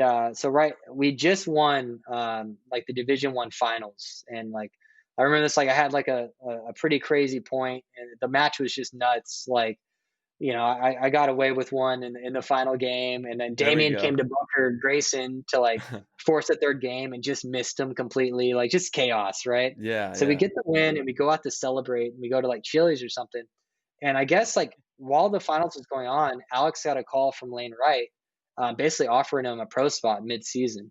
And what was happening is that y'all were playing 3 matches, or maybe maybe 4 prelim games. They were trying to shake it up. There was 15 teams, and they decided they wanted to get a 16th team to shake it up to either where there'd be more or less prelim games. I can't Yeah. really remember what. And so Alex like kind of just set us down. We're all celebrating, and he just like, hey, everyone listen up. I got something to say. So like we had 2 7-man teams. So everyone's just like, what's going on? And he's like, we're playing pro in Chicago at the next event. Like there we we're go. doing it. So Let's go. Yeah. So it's just like, and everyone's just like, holy shit. Like, and it wasn't like, he didn't really ask like, are you guys ready? Like anything like that. Like, hey, we're doing it. And so and that's kind of where X Factor, made the jump, dude. Mid-season 2006, and it's just kind of a, had a good run with the team. We did some good stuff in that 2006 2007. Like we did some really like a lot of cool stuff. We won a tournament 2007 in Chicago. In Chicago. So a year later, our first event 2006, like we made it to Sunday, our very first event. We only lost to the Russians there. We lost to them twice. Didn't lose to anybody else. Just we kind of came out firing. We worked hard, and just kind of it's kind of fresh blood. And just like now, it makes a little bit more sense to me. Just because you get in there and teams don't have like a scout on you, they don't know what to expect. So you can shock people out of the gate. Like we see that a lot now with new teams. But we kept working really hard. We played every weekend. Like to Alex, he's funding. I gotta say, dude, it's a difference though, because you're 100% right. New teams will come in and shock teams and they'll win games, but you guys won tournaments, and you don't win tournaments based off shocking people. You guys had a lot of talent, a lot of skill, good organization, good opportunity. You guys were kind of ready, right? And I'm sure that you agree with that. But it was like, for example, Level Up coming in, doing pretty decent, I guess, in for their first showing, or Elevation in the previous 2 years. These teams come in and they do shock people and win games, but you guys won tournaments really soon. Yeah. And I would like to ask you, like, for our listeners there's people that are in the same shoes that you were in right now, listening to this right now. And what kind of dedication and passion did you guys have at that time? Like, you don't just go out there and do what you guys did, like you guys, like you said, you were doing the work and you were passionate. Kind of elaborate on what that was like at that time. Yeah, there was a couple different things going on. Just a mix of things. I mean, first and foremost, it was Alex. It's like the way he ran his team, and Alex was pretty green. Like he didn't start paintball. Like he started X Factor like a year into playing paintball for the first time, and he never played rec ball. Like straight into tournaments, straight into it, right? And like Alex played college football or college baseball, I'm sorry. And like, that's just how we knew how to train. You have to practice to be good at your sport. And he footed the bill. And it's just like one of those situations where like, that's an opportunity that I understand that a lot of people don't have. There's only so many of those guys out there, those, Maddie calls them the paintball patrons and those ambassadors that will take a bunch of kids. Mike Hinman was our version. Mike Hinman, exactly. And you need those guys out there, and I wish we had more of them, right? Yeah, but of course. We played every weekend, and that's just how we did it. And the fact of the matter is, like, to get to that point, all of us had grinded. I don't want to. That's right. The Garcia brothers, they took good care of me, with paint and that kind of stuff, and gave me those opportunities. But before those two guys, like, I did everything to play paintball on the weekends, and like literally, like whatever, like I reffed any chance I could. We had horses, as I mentioned. I cleaned up horse shit all the fucking time. Just to paint money for my parents. Sounds like a Texas thing. Yeah, exactly. I mowed lawns, and just like my parents did a really good job with me because, whatever it took. Correct, and they made me earn it, right? And they didn't have to, but they did a good job, and they took great care of me, right? And they supported me much more than a lot of people maybe have the support, and I'm very grateful for my parents. Same time, they didn't just give it to me; I had to earn it, and it made me really understand the value of what we had with Alex. That way, hey, we can go play every weekend and shoot as much paint as we want and do whatever we want. There was no like, oh, we got practice this weekend. And like, we were in college at the time, right? All my friends are out partying, all that kind of stuff. Like, don't get me wrong, I had my fair share of fun in college, Of but course. like Yeah. I was shaking that hangover off and getting to the field, as fast as I can and played as long as I can every weekend. And that's how we got so good so fast. Hmm. The other thing X Factor had going for it is competition, can breed success. Yeah. And like I said, there was an X Factor team that won the D1 series before a lot of us came to the team. So they were already, Hmm. a good stacked team. Well, Brett came, Andy came, Brandon Mayo came halfway through that year, Grayson came, Evan came. We had all these guys come on, and all of a sudden we got a roster of 16 dudes. Oh man. Only 5 play at once, and everyone is hungry. And for me, I was the kid from Dallas that, and Alex has always been an interesting guy. Like if you're not in Alex's like direct ecosystem, like Yeah. it's just kind of ambivalent or just it's not that he doesn't care. That's not how he spends his time scouting other teams or Of like course. other players or anything like that. Yeah. So for me, I was the big dick on B Slap, and There we I go. thought when Brett Get 'em. was like, "Hey, come over here," and I knew I was doing my thing. I had a shot at going pro, and so when Brett's like, "Hey, let's do this," in my opinion, like in my messed up like mind of a cocky 18-year-old, I was like, dude, Alex wants me on this team, dude. We practiced him. He has to know who I am. Like I've been studying.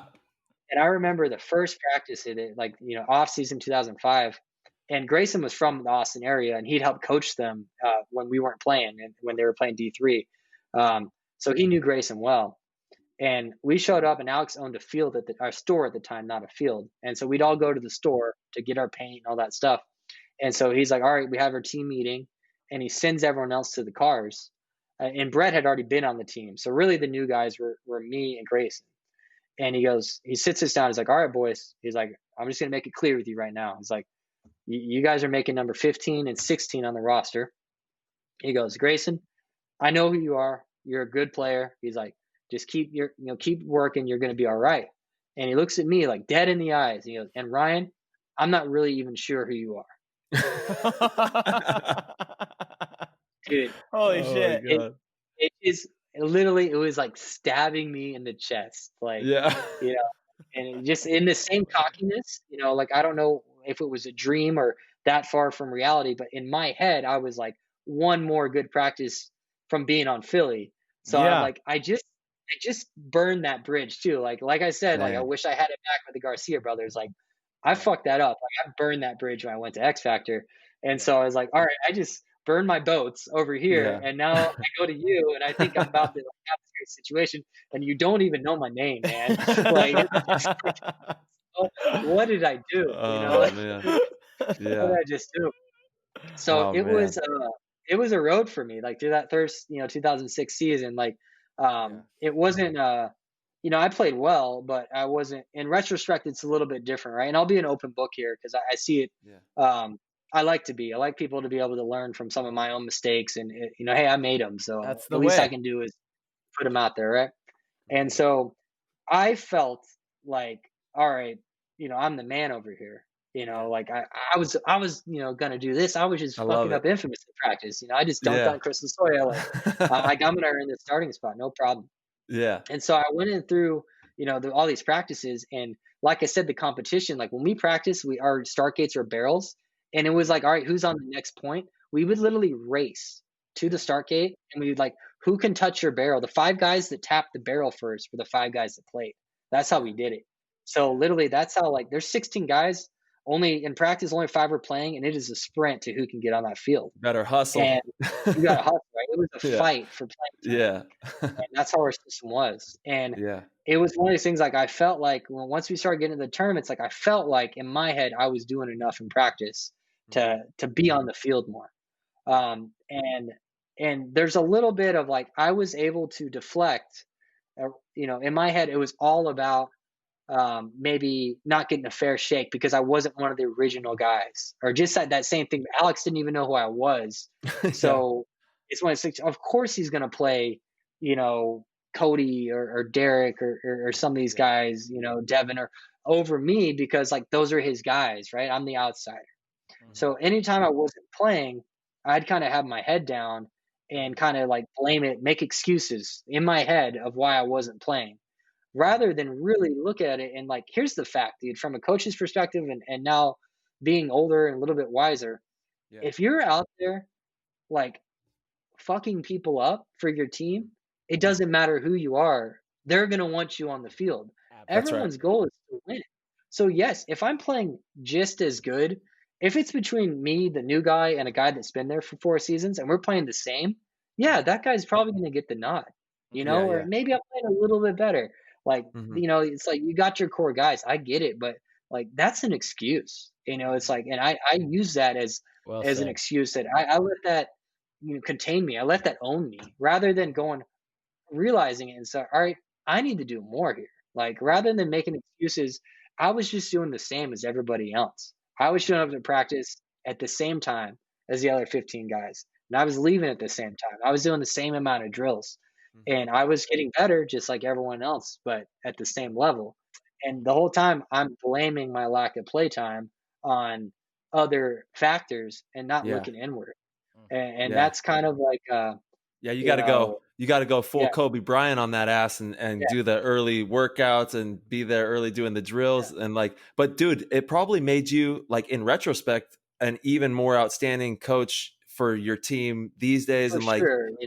You yeah, got to own it, and I have that perspective now because it is tough as coaching. yeah, Because on every team, there's especially the way paintball's come in the last 7 seasons. Like, you got your core, right? You got your starters, and then you have those utility guys that are just as important, but they don't play as much, and you got to work them in, right? But it's yeah, all about, you want killers. Like, yeah, on my yeah, team, there's drama as a coach, right? Having to put people on the bench and not play so much. But at the same time, I want those guys on the bench to be pissed off about it. Mm-hmm. And you got to play with that ego. And that's what maybe I didn't, like I'm saying, I had too much of an ego back then, but at the same time, you have to have it, or you're yeah, of never going to course. become that killer, right? You're not going to become that monster you need to be to excel. But I have that perspective of being one of those guys, fighting for playtime, like Rusty, like, as an example, is a phenomenal coach, but like, me and him have a different perspective, because Rusty, for his career, was a stud, right? He was Yeah. the star. So he doesn't necessarily have that same perspective that I do, as working through that. So I try to utilize, that to my benefits as a coach, but Yeah. it's tricky, but It yeah, is. It's a very tricky job, man. Being a coach for any professional team, and paintball is a whole nother monster. It's definitely a tricky formula to put together there. tricky one. Yeah. So I did that. So the first year, 2006, we went pro. I definitely was like limited playtime, the best way to put it, and probably not, like I said, probably not handling it the best way. A little upset Mhm. about it. Yeah, And I guess where this is all like leading to is that I feel like I hung it up a little bit too soon. I see. Um, so Yeah. we go into 2007, and we're playing pro and MPPL. The way it works is that it was a locked division. So you had your pro division locked at, like, maybe it was 12 teams, 15. I can't remember at the time. And so we entered two semi-pro teams because we didn't own a pro spot at the time. And so, similar to NXL now, you had to win the series to get your pro spot, right? So we're pro in NXL, but we're playing semi-pro in the MPPL, which was fun because, like, Yeah. there's some good Mhm. teams, but you also, like, it's not like you're playing the Russians like every Yeah. match, right? Yeah. And so the first one, Hey, hold event of on. the The year, Iron Men were the team to beat it that year, all right? Not the oh, yeah, Russians. Okay, buddy? correct. All right. Oh gosh, here we go. So, yeah, so the first, and so Alex put his two teams together, and like, it definitely wasn't like spread the talent, it was definitely like, all right, here's the 7-man team of, like, it was like the starting line of the X-Ball team Yeah. and Alex, and then, like, some of the other guys, and like the extra guys, right? And like, Yeah. and for people that don't know, like, uh, at these NXL events where I would, get, a couple reps here and there, we would have this big squad, and it wasn't so, like, abnormal to have a team of 15 players back Yeah, then. not at all. But Yeah, we rolled 15 deep to every event. yeah, exactly. Yeah. But, and the reason why is that we had coaching right? And our job in the pit as like the extra dudes, and y'all remember this, was literally to yell in unison Yes. the bunker. Yeah. It's like 1, 2, One, two, 3, three. 5 guys. Echo. 1, 2, 3.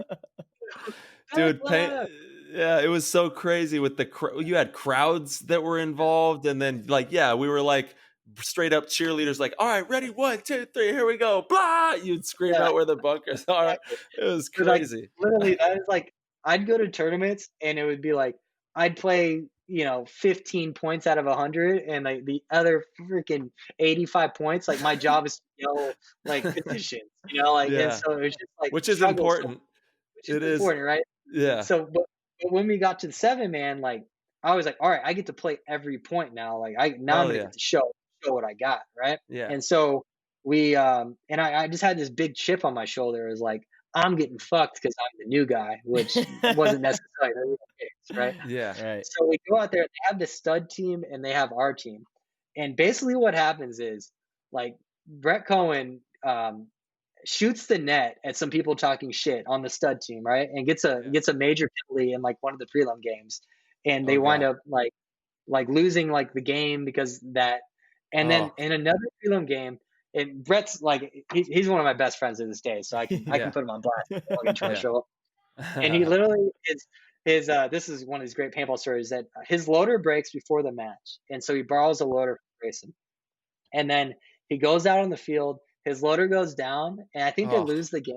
And he bashes his loader on the field, and they basically and then throws it, and they give him a -100 for like Oh. blowing, like breaking his loader, throwing it, right? Oh So man. literally, the team of our studs gets eliminated from Huntington Beach, and like literally, and now it's just us left, like the extra guys, and Yeah. so later everyone's just like, all right, well, all right, guys, like Yeah. it's all on you now. You got to win this thing.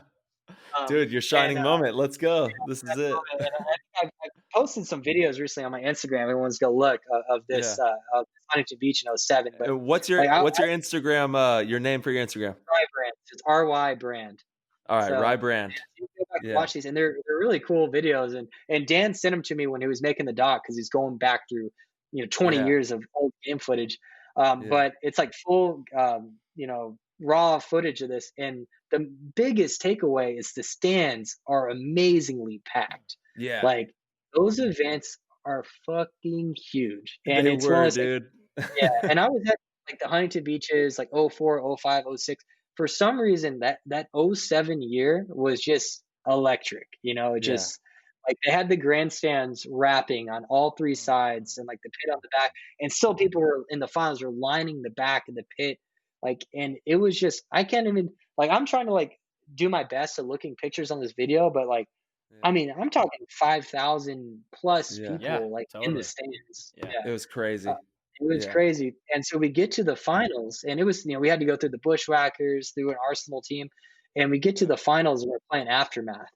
Yeah. And at that time, like they're same situation as us. They're pro players playing semi-pro, and Yeah. so we're like in Huntington Beach, and we're playing Aftermath, and it's like two pro teams. It's essentially like a a legit finals game right here, and literally like the entire crowd is talking shit to us and throwing shit because we're No. in San Diego, or real Southern Oh. California, playing the hometown kids, and Yeah. like X Factor, you fucking suck, and like just screaming at us. And Shit. this in MPPL, like one thing I loved about it is like in the matches, like the anticipation, it's a little bit different now. A guy crawling down the snake, and all of a sudden it gets really quiet, Yeah. and then he bunkers the guy, and then the crowd erupts, and just Yeah. like the tension in watching those games back then in the stands. Mhm. But in this finals match, like it was just a party. People Yeah, yelling out, like the no coaching went out the window when we're playing Aftermath.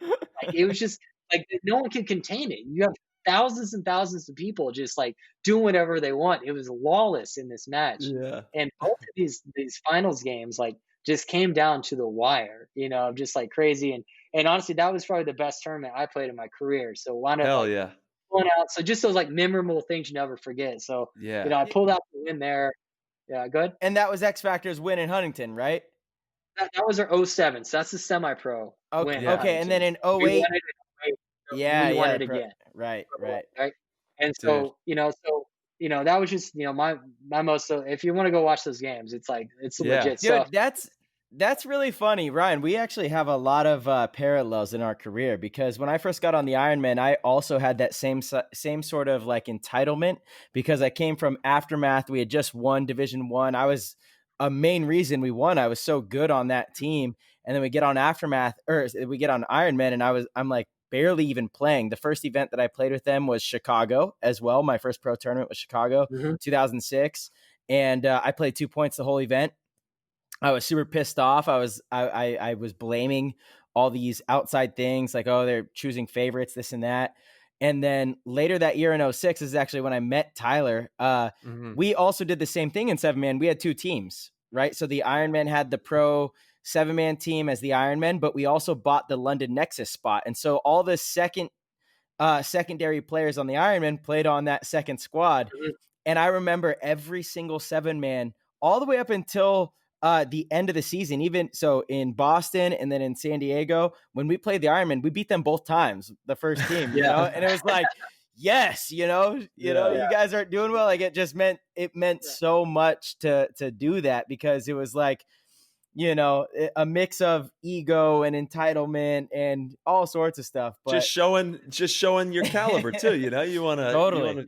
Yeah, I played my best paintball probably of the tournament in those games, Absolutely. Exactly. Just waiting for that moment, right? Totally. And that's what 7-man was for me, Yeah. And like I started to get some more. I guess So right before 06, a lot of people don't know this, but we had Heyman Chapman on the team in 06 as well. Yeah. So after World Cup, he left Trauma and came to us. And Archie and Heyman went and tried out for the Russians at the end of 06. And, oh, wow. Yeah. And so at the end of 06, so Archie and Heyman went and tried out. And basically what happened is on the first point, Archie dives in and breaks his wrist. Oh, so he flies. I think the practice was in New York or something because the Blonskis were on the team and stuff. Yeah. So Archie breaks his wrist on the first point. So the Russians basically they can't pick Archie up. So they pick up Heyman. Yeah. So in doing so, not only is Heyman gone, but Archie's broke his wrist. So now it's my time to shine, right? Yeah. So, Archie didn't tell us this when it was his time to shine on the podcast. So I was number 16 on the depth chart. In 2006, and when I first came on the team, and I had worked my way to number 12 through that year. There we go. So I'm making that way, right? Hell so yeah. Heyman breaks his wrist or goes to Russians. I'm 11. Archie breaks his wrist. I got a starting spot. So here we go. So we go into Vegas. And I think it was the first event that year. Or it was LA. It was LA. And that was the year that they brought in the turf without the at the Home Depot Center. Yeah, and they literally came out to us and they're like, all right, you're not allowed to wear track spikes, but now you can because someone's gonna break it. We all went out and bought track spikes. But we probably ran a racket on every sporting goods store. That night for sure. We played this tournament and I played well, and as I was finally got my spot, and that's kind of was on X Factor. To digress a little bit, Grayson got his spot in the year before in 06 at one of the tournaments because Dusty broke his toe, so it's just it was a next man up, but you needed something to happen. And then Grayson gets his opportunity. He goes out there and stunts and they go, oh shit. He's a starter now, it's just kind of trying to work your way in. Right. So Archie breaks his hand. Dude, Grayson's the man. Love that dude. So Archie breaks his freaking hand. And then I'm like, all right, I'm in. So I freaking do it. I play a good tournament. We make it to Sunday. We beat the Russians for the first time in the prelims, and then of course they go in 6-0 us or whatever on Sunday, just put it on us. And so I'm good. I'm golden. I got my spot now. I earned it. Everything's going well. And it's one of those situations even when Archie comes back, and now I feel good, right? And all that bullshit I put myself through, I feel good. And I'm in college at this point. And one of these things that and I suggest. I don't know. I feel a little bit weird about college. I don't want to get into it too much, but I'm glad I went. Of course. It's depending on your career path, you should go. I guess the best thing to say is if you're doing paintball, you should also pursue something else. And if that's college, do it. But you should pursue something. If it's not college, pursue a trade or something else. That's do something, right? Yeah. But Education is important. It doesn't have to be a formal education where you get a degree unless you want to be a doctor, lawyer, something like that. But correct. making sure that you are knowledgeable in whatever field it is you want to pursue. And you're right. If you are pursuing paintball, you do need to pursue other things. Business is a great thing because it could teach you how to monetize paintball, monetize the game, and maybe work within the industry. Yeah, that could be probably a whole podcast on its own. And you're so smart, dude. Maybe we'll have to have you back on for the business edition. For sure. So I'm in school, and basically all through 2006, 2007, like I figured out how to navigate the situation because like professors are not cool when you miss exams. Yeah. But if you go like introduce yourself with them and get to know them, and we kind of played up the pro paintball thing a little bit. So in reality, I had to deal with my parents that if I didn't fail any classes, they would pay for my school and support me, which, I'm very grateful for that trade-off. And basically what happened is I'd go to my professors and I would tell them a little bit different story. They're like, hey, I'm a professional paintball player.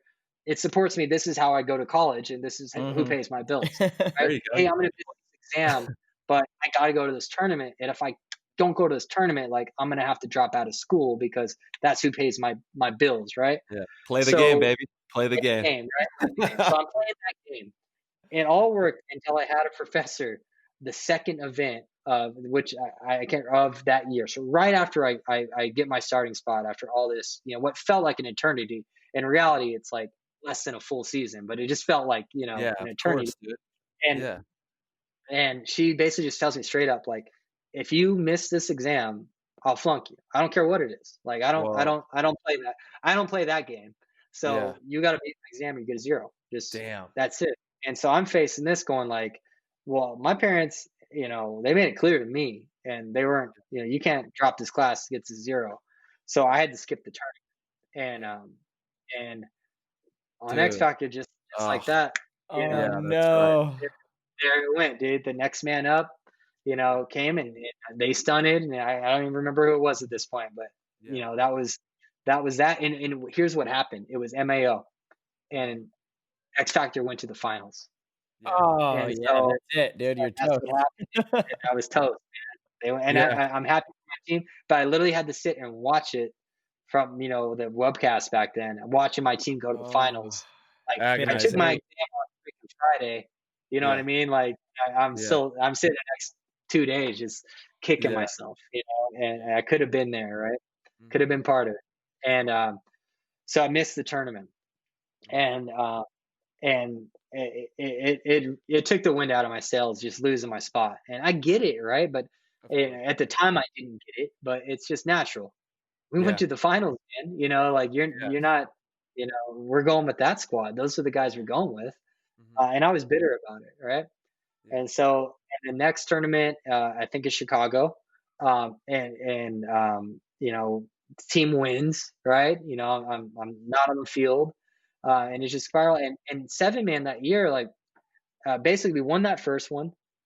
We get third at the next one. The scrub team, the good team, isn't there again. And then I'll lay back into a more open book situation. And I've maybe told a version of this story, but I haven't really gone fully in depth to it. But while this is all going on, and paintball is my biggest passion, I get in what I know now is kind of a toxic relationship. Right. Yeah. And you're all young and dumb and whatever. Right. Dude, I've been there, buddy. I was engaged to a Ukrainian woman. She was pretty hot and fiery. She was crazy, dude. That one year in Huntington Beach when she came storming through the house, I was like, oh my God, screaming Stroika.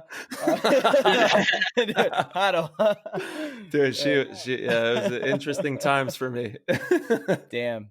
So I get in this relationship. I'm just head over heels, dude. And so I'm just just a fool, right? I'm sacrificing way more than I should be at the time. And I'm lost, right? Mm-hmm. And we're in college and I know now, and I know this girl now, she's not a bad person by any means, but she had what I now know is a drinking problem. And it's hard to like isolate that in college because everyone's drinking all the time. But like we're talking blackout every time type situation. And if anyone's been in that situation, it's just like destructive. it takes a toll on you, right? Like when your significant other is blacking out all the time, like it's like the amount of drama and stress you put on yourself, like trying to make sure that like what's going on. And it was a constant thing.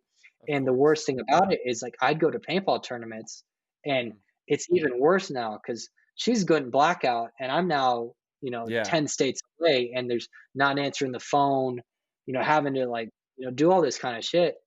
And it was literally like making it where I didn't want to be at these tournaments anymore. That Yeah. makes sense. That in my stupid mind, I'm like, I want to be with my girlfriend because if I was there, she wouldn't be blacking out doing God knows what.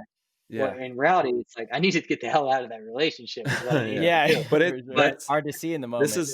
It's a common thing. Like what we're talking about is a common thing. And even like in my situation, it was kind of similar. Like, it was a lot of alcohol was being consumed and it was wild times. all the time. I had that one experience with her, dude. It was just wild. Again, like 2 a.m. trying to bust doors down at a big let fight. me just say, she had every right to, because like Chris Lasoya invited me to a party and and like I snuck out and went to the party with Chris Lasoya, so I was kind of being really bad.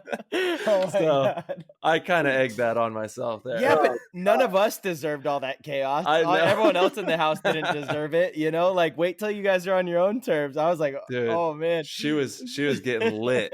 This is like 2012, early 2012. Yeah. I was like 21 or 22, just a kid, Kids in the game.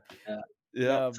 So I'm fighting this, right? I'm just like, I want to do nothing but play paintball at this point, but I'm I'm going to these tournaments and I'm staying up till 3 a.m. the night before games, like on my phone, hitting voicemail, like just like calling all her friends, like, is she okay? Like just really battling all this stuff. It was draining me so bad. And I remember I get to, and it just made me not really want to go to places anymore.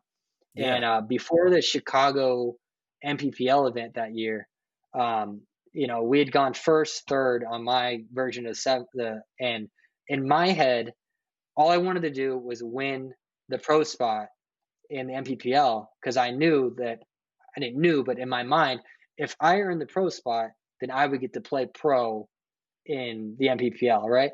Because for me as a guy, not really starting, like, we're professional paintball players, but I didn't really consider myself like had achieved it, right? So I knew if I could win that pro spot, my 7 guys, then I would get that opportunity, or at least I thought I would, right? That you couldn't take that away from me. You could, but the best. Right? You're gonna get it. So, let's go. Yeah. We flew out. We did a photo shoot for Empire the weekend before, and we were going to stay the whole time for the tournament. So I went out there. We did the photo shoot for a practice, and it was like a Saturday, Sunday, and it gets to Monday. We're staying the whole time. And during that photo shoot, I was dealing with this crazy drama, right? So I get done with it. And then after the photo shoot, what happened is Dixon was one of the studs on, of the team. Dixon's a freaking stud, right? Yeah. And after we won first, and went first, third at the 2 MPPLs, they basically said, and I missed a practice because it was the summer, and it wasn't like a big practice, but and my dorm was closed, so I went back home to Dallas, right? So I didn't go to one of the practices right before this practice. And basically because I wasn't there, they go, hey, Dixon's going to play with this team. He's going to switch from the stud line to the extra teams so y'all can secure this pro spot. So now we have 8 on the team for the first time. So we go through this practice, and then it's the Monday, right? We're getting ready for the tournament. And one of the players on that 7-man team, and I'm not going to put this guy on blast because he's a good friend of mine, and we've worked this out and discussed it. But he basically approached me in a hallway and said, hey, man, Dixon's with us now. We've got 8, and I'm just going to let you know, like, you're going to be the extra guy at this. You're going to be the alternate at this tournament. And, like, literally, like, it just cut at me, man. Like, just, like, of everything I've been through. And, like, those first 2 events, like I'm not going to toot my own horn, but, like, we would not, like, I played out of my mind, the best game of all my lives. Like, I'm just like, how is this possible? And they're like, oh, we decided this as a team, blah, blah, blah. Yeah. So I literally just like, I kind of cowered, didn't really know what to do. And Alex is literally like 3 doors down in a hotel room. But rather than going to Alex, this is like 11 o'clock or maybe 9 o'clock at You're night or like, something. Like, peace, I'm I out. went to the airport, I booked a flight, Yeah. I got out of there, right? Yeah. And huge mistake. And now I see it other ways. Like, yeah, I booked my own flight home and shit, but like Alex paid for my flight out there, right? Yeah. And I didn't even think to go. In my mind, this was Alex's decision because how could Alex runs the team? How could he not be involved? So I was kind of like, hey, fuck you, fuck to the world at this point. And I'm like, I'm already dealing with drama at home. I don't really want to be there, even though deep down I do. But part of me's pulling me away. Yeah. And I pieced out, right? Yeah. So I watched that tournament from home. The next morning, Alex wakes up. He calls me and he's like, where the hell are you? And I'm like, oh, this happened, blah blah blah. Long story short, that conversation from that player who won't be named, he was the guy. There was no discussion who was going to be the extra guy. He was more than likely felt like he was going to be the extra guy, and so he tried to. So I got snaked, right? Wow. And it's and we've worked out, we've talked about it. He's made his amends, and it was just like he was insecure, right? And I don't know if he's necessarily trying to send me home, but he was just kind of trying to force the situation in one direction. But I made an awful decision, man. Like I should have manned up. I should have manned up and just like saw my obligation through. But I should have gone to Alex, no problem.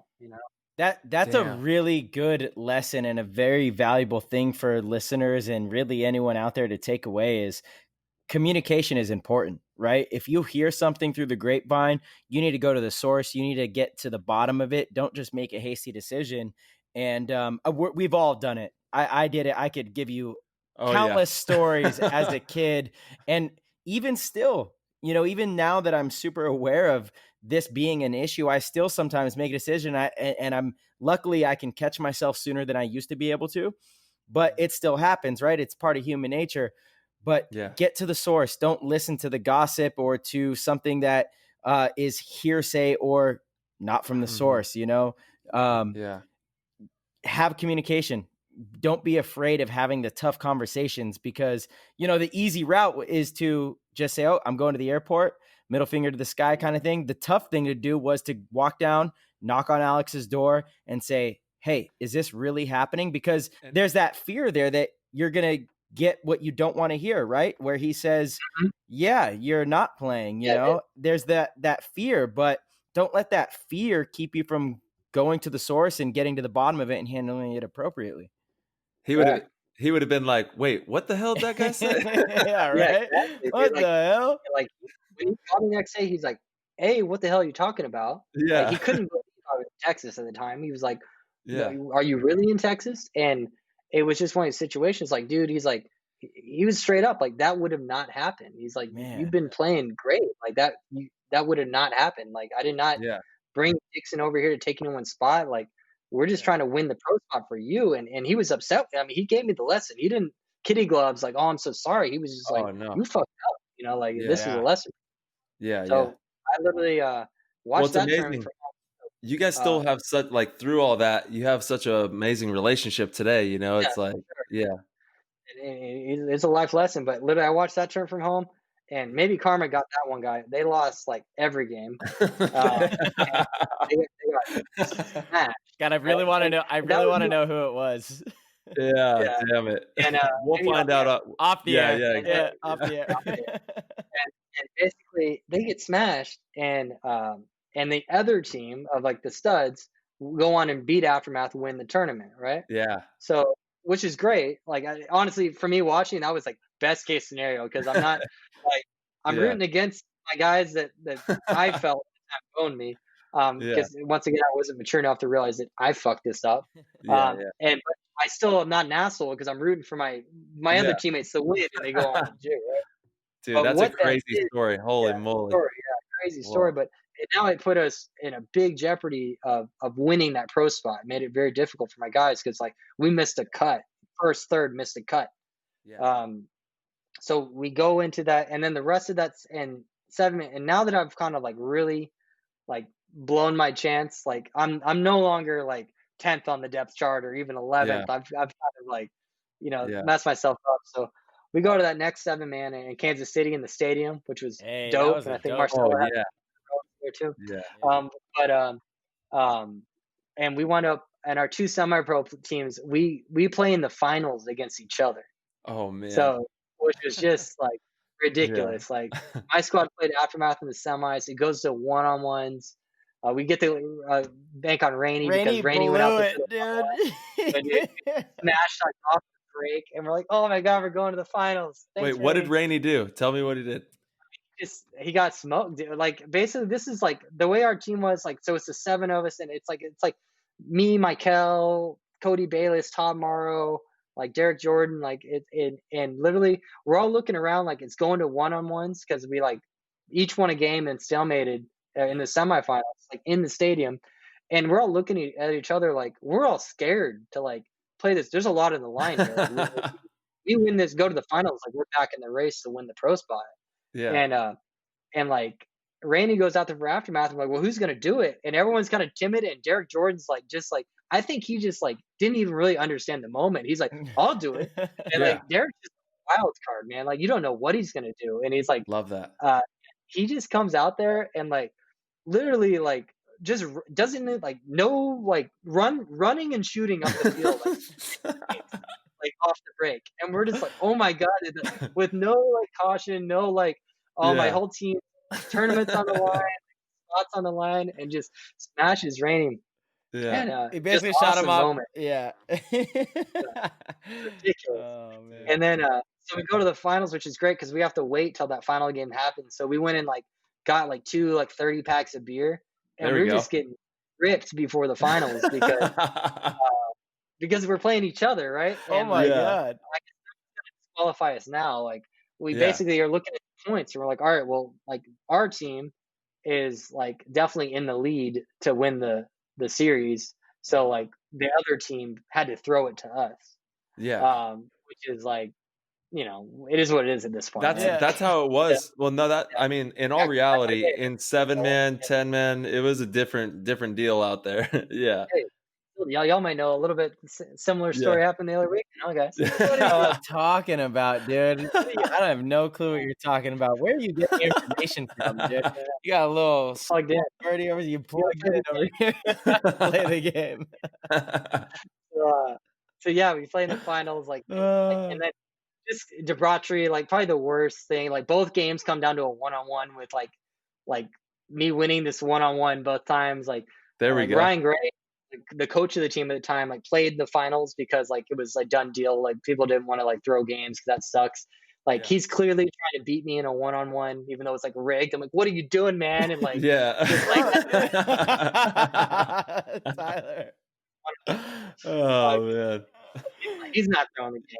Yeah, but maybe let's not even. This is terrible. Yeah. Similar stories, right?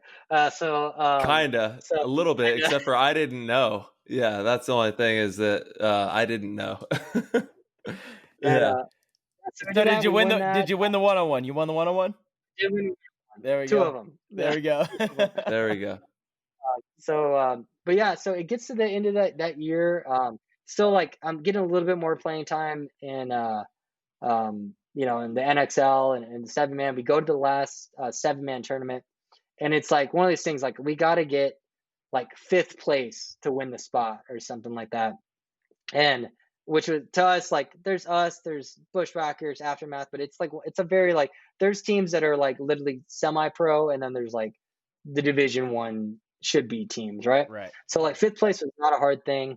Like we're gonna win this pro spot. Like I'm gonna get my dream. This is in And San like we Diego, just choked. right? San Diego, right? And we choked on it at the last minute, and we didn't get the spot. I'm super emotional, and I'm still dealing with this crazy girlfriend. Like, and I just did not handle the adversity well. And I decided like, all right, well, you know, this is it for me, because I just felt like I knew like we didn't get the pro spot, you know, and I just felt like I couldn't do it anymore. And I was in college. There's other things that like things were pulling me all different directions, and I decided to kind of bow out right then. But like, it's one of the biggest regrets of my life. And it's like one of those things like, you know, the other guys that like I was playing in front of at that point, like Todd Morrow, Michael, like some of these guys, like, a year later, like they're the core members of the team. Like, and it's just like all I had to do was sack up and realize that I just needed to work harder. And I could have had that dream, but I kind of like I let outside, drama and just me not really just admitting to myself that I just needed to work harder to do it. And I made a terrible decision. And I just kind of I hung it up right there. And like that was I played like a pro event like 2009, like whenever things got weird with what was that Yeah. even the MPPL in like the UX Yeah, USBL. USPL. Yeah. Yeah. So I played a couple of those events with the team, but more or less in those like 2008, 2009, 2010 years, like I was shut off from the Yeah. team and from paintball. Like I lived with Grayson through all of it. So like I was still best friends with all my best friends, but like Yeah. it was hard to watch, like Yeah. I don't, it's hard Of to watch course. tournaments, Yeah. hard For to go to the sure. field. And it really wasn't like I didn't like paintball, but like deep down I knew that like I quit. It was and I quit on myself, I quit on my dream because I couldn't handle the adversity. And blamed it on just other shit, like rather than looking at myself and saying, like I could have stuck through it, manned up and done it. But So those times make you, man. You know what I mean? Like that you've grown so much from that. I would have to yeah, imagine it. And like, for everyone out there listening, like these are the moments that obviously in hindsight, yeah, you could have stuck around and gotten that spot. But the universe is perfect, man. And there's a lot going on and you made the choices you had to make. And like, it taught you so many valuable lessons. But so when that happened, how many years did you stop playing for before you started coaching? so how that worked is like 2007 my last full season. I played a little bit in 2009 with the team, a couple of those pro events, and then Yeah, um it was like 2011 I think, and really I was just like I was really close with all these guys still, but of I was just course. really turned away, and hats off to them, and I can't say it much, and I don't know if I say it enough to them, but like Mhm. I don't really see if I had a pathway back to the sport. Like it just wasn't in my head. I'd Yeah, finished school, I'd started a business, I was really wrapped around that, but it was hard for me to admit at the time that like I fucked this up. Like yeah, I almost lied to myself. Like rather than facing the fact that like I quit too early or I gave it up, I yeah, kind of like, oh, I'm too busy doing other stuff. I've moved on. It wasn't yeah, the honest truth, but I wasn't even honest with myself. And yeah. Archie, had come back to team. He'd gone to Dynasty, and he had Mhm. just come back, and he kind of like the team was definitely like going through some struggles at the time, and Yeah. it was no longer like after 2007 and 2008, being pretty good. The team like it kind of took a dive a bit. We won Mhm. the team won that Huntington Beach in '08, and then Mhm. kind of from there it was like a third place here or there, but all of a sudden it's missing cuts and Yeah. guys fleeting, going to other teams, guys retiring. There was a lot of that. Like this, the drive wasn't there anymore. Mhm. And when Archie came back, Dixon had came back into the fold. Like guys were, really starting to come back. And Archie kind of approached me and was just like, we don't have a sideline coach, Mhm. and we don't have any real coaching at the time. Like, would you want to, come and help out? And I kind of felt like I was just looking for an excuse or looking for like For sure, because you love paintball so I love much, dude. paintball. I just Yeah. needed some way to get back in. And Yeah. and at the time too, it's like, the business my current business that I started, we're about to go into we're in our 10th year, but I think I was like year one or two at that point, Wow. right? So Congratulations. That's yeah, amazing. thank you. Yeah, Milestone, dude. right? Yeah, But dude. There we go. basically, I did not think I was gonna get invested as I did, or I probably would have said, fuck it, I'm gonna play. Like, Yeah. I so I was like, "Yeah, I can coach, I can come to the tournaments, that's like I can yell from the sidelines, like, Yeah. that's BB." And, you know, me and Alex, as much as he's always been a father figure, like, I was known as kinda like the wild, crazy, impulsive kid, Yeah. when I was on the team, right? And so Alex never really looked at me as like the leader, the coach, the future coach of the team, any of that stuff. And Yeah. I knew going into it that I didn't feel like I was like, well, is Alex cool with this? And our coach Yeah. is like, yeah, we're good. And so I went there and like from the jump, like Alex was just like super like kind of like grateful for me to be there, it seemed. And it was almost in my head, it's like, did he forget that I was Yeah. the Yeah. fuckhead that he gets in Yeah. trouble all the time, And he just, and Alex, like, and he said this in interviews, I hear him say this, but he just like kind of, his Dude, what a perspective is guy. like, What a yeah, what guy a he guy, is, right? man. You went Seriously. to college, you started this business, you've shown all this stuff, like, Yeah. you're a different person, right? You've had more life experience. So, Yeah. so I started sideline coaching, and we did pretty well at that. I think it was like a 2-2, missed the cut type situation. Wasn't bad, wasn't good.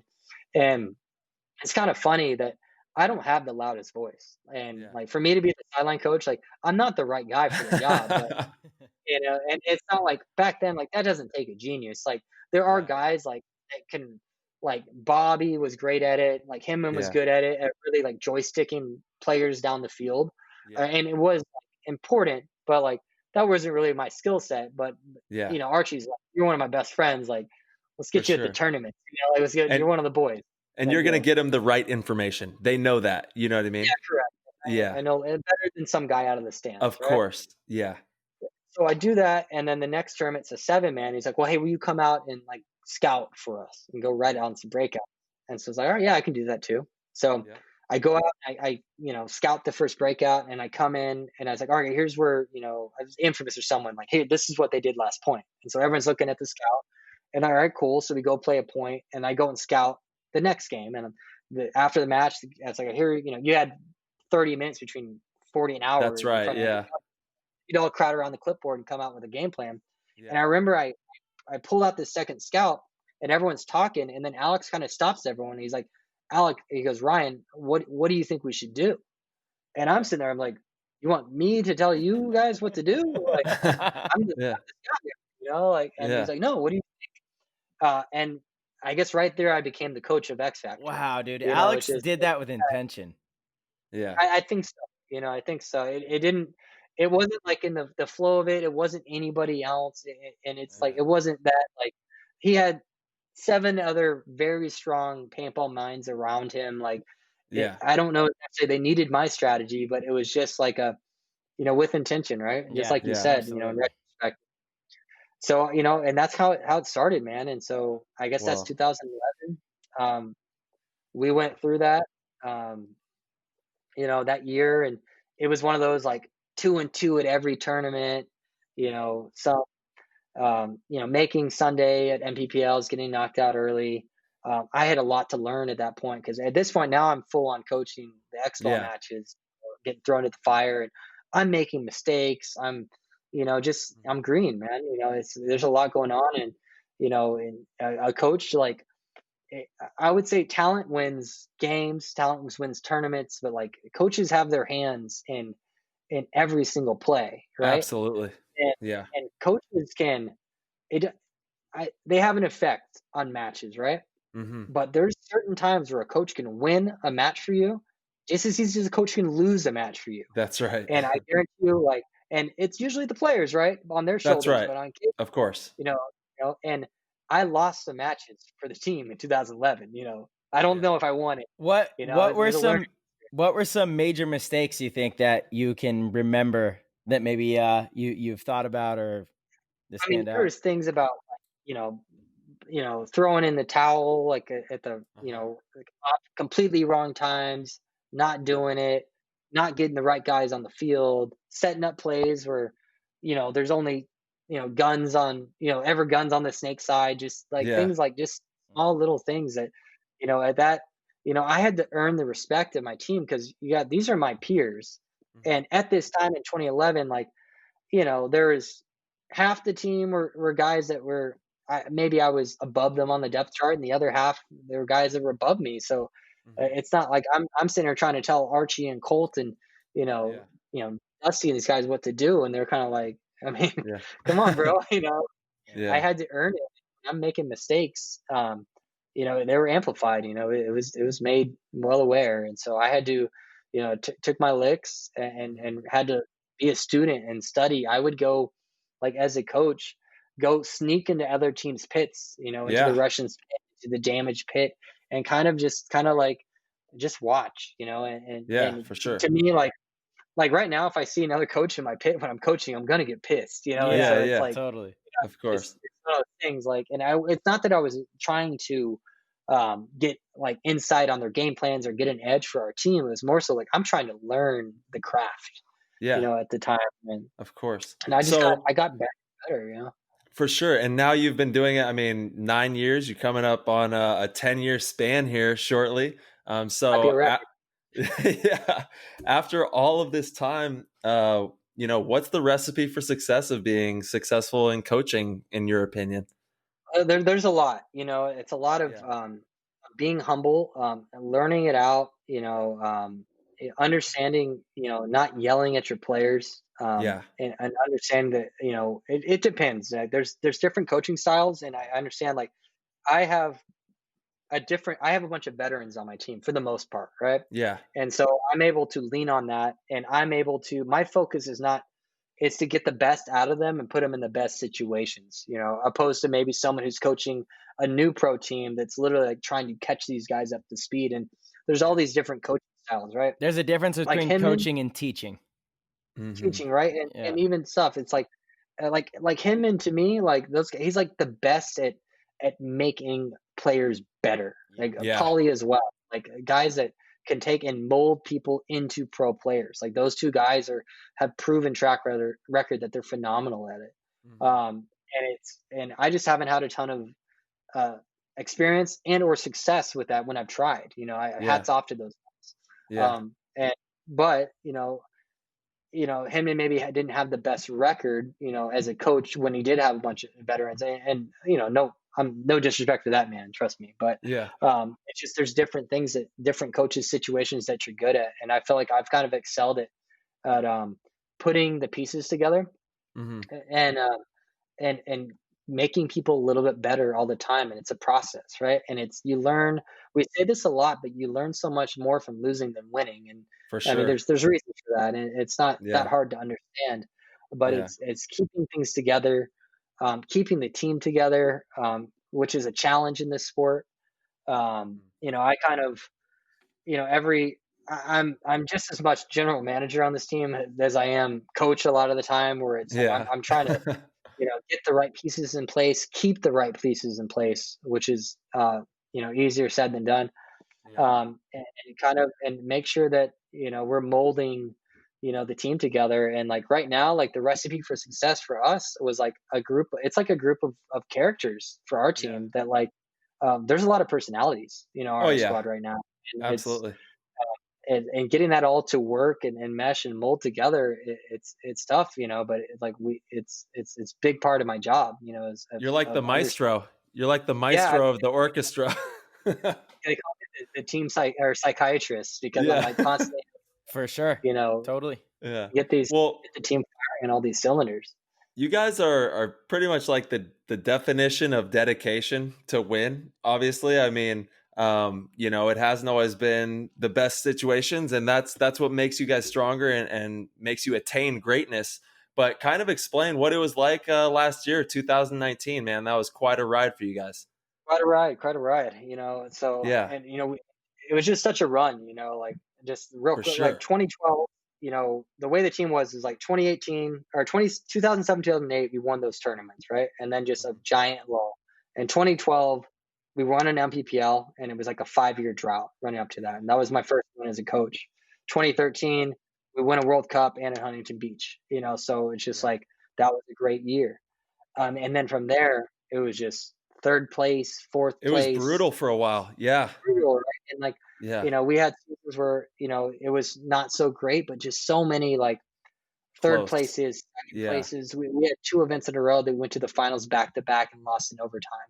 It's just yeah, like these heartbreak after heartbreak where that you're right there. Like yeah, we went third, fourth in one yeah, season, and just going like, oh my god, right? yeah. And the trick is that at every tournament, when you get knocked out, there's something to learn from all of them, right? There's you sit down, us as a team, like we sit down every time we get knocked out of a tournament, and it's straight up the longest conversation of the tournament. Like everyone Yeah, doesn't go anywhere, and we sit down, freaking take a seat, and we work through what happened. because when it's fresh, what can we take away to make ourselves better from this? That's huge, And man. Teams need yeah, to do that, man. When it's fresh, like you said, dude. Yeah, you absolutely. can't just like be sad and just walk No. off and we'll figure it out. You gotta milk it like while Yeah. it's fresh and everything can, right? Yeah. And then every once in a while for us, there's always these things to learn, these minor things. And then over the course of like 2016, 17, 18, every once in a while there was this big learning experience, this Mhm. big thing of like, this is what we fucked up, this is what we can change. All right, let's Yeah. take that, and we got that in the bag of tricks. Then we get knocked out a different way, and you've learned, once or twice a season, it's like, okay, like now we know like this little thing, this little trick. Yeah. So that was great. When we brought Rainey on the team, we got him off of Impact, who, it was strategic. Yeah. As A one of those little things. intel or something, huh? That was like both those finals losses I'm talking about. All three of our finals losses in that gap from 15 to 19 were all to Impact, right? Yeah. And Those damn Impact kids. Back Impact again. kids, right? Back again. Back from And my nightmare. back from my nightmare. And something like it's some stat like 85% of the time we got knocked out of tournaments, it was by Impact, right? Holy crap. Jesus. Oh So man. getting that intel from Rainey, it was Yeah, strategic, right? He's for a sure. he's a he's a Dude, he's smart. he's smart, dude, and he's like he's a genius level when it comes to paintball, right? For And Rainey's sure. a personality, right? He's opinionative. Yes. I love the guy. It doesn't always, he has his perspective, and like it And it's a doesn't strong always fit. It is it's what it is, strong. right? It's a strong Strong, perspective. Yeah. right? And that's he's not on Impact, right? Because Yeah. they just couldn't, deal with it. But we have some other guys on our team that have these, we Yeah. might maybe more equipped to deal it because we have multiple guys with this Yeah. similar, thing to Rainey. So we just kind of know how to iron things out, and like similar to Dynasty and how you guys function of, the way. Ryan and Alex might go after it, and way Oliver back Yeah. in the day, like having those butting heads sometimes, It's the it brings best. out the best of Mhm. people and those opinions, and sometimes you don't come to a full agreement, but all the little things that milk out of that giant fire of Yeah. arguing is Yeah. sometimes what you need, right? It's what you got to get out of there. You get the Um, nuggets, those nuggets of yeah, gold out of they're there in for there. sure. Yep. They're in there. So we get Rainy, and even before that, we played Impact like 2 times before we got Rainy. Actually, I'll Mhm. tell you what happened. For Mhm. a long time, and to Archie's credit, he did not want to practice Impact anymore. He's like, "They're getting an edge. We Yeah. cannot practice." Me being strong-minded, Alex being strong, maybe, I don't know if strong-minded is the best way, kind of like, "Oh, well, fuck that. We're practicing them. We can Stubborn. learn just as much as they can." Yeah, Yeah. stubborn, not willing to our egos, like, "Hey, we're Yeah. practicing each other. If they Yeah. can learn us, we can learn them," right? We kept doing Yeah. this, and Archie told him, he's like, "No, you don't understand it. Like, we gotta stop." Yeah. So the whole time, everyone's fighting Archie on this, and then there's a practice before, I think Chicago of 2018, Mhm. and what happens there is that it's the weekend before the tournament, and on the rain forecast, it says it's gonna rain, right? Mhm. And it says, to their credit, it's like 90% chance Saturday and Sunday, and this is Wednesday. Well, all of a sudden I get a call from Alex, and he's like, "Hey, Dave Baines just called me. Like they're thinking about not coming to practice." And I'm just like, "What are you talking about? It's the weekend before event. Like Yeah. you guys got to come to practice." Like, and we had this I think I relationship where remember hearing about this actually. yeah, Yeah. we played them every weekend before the event for like 2 seasons. Yeah. You know, probably for their advantage, not ours. But they said they bailed out, and I'm That's trying to slimy, by explain, the like, way. yeah, hey, trust me, Yeah, still mad that's about it. slimy. Respect those guys, still mad about Mhm. it. Yeah. And so we wound up in this situation where it's like, hey, look, this is Texas, like, and by people who don't know, like, our weathermen are terrible here. Yeah. Like, you can They literally, have I a make hard this joke. job.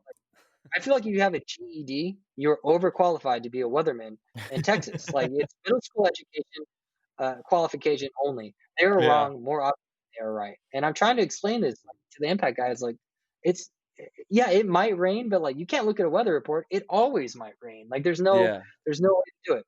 So they bail out on practice. we're flying our guys in, and we have nobody.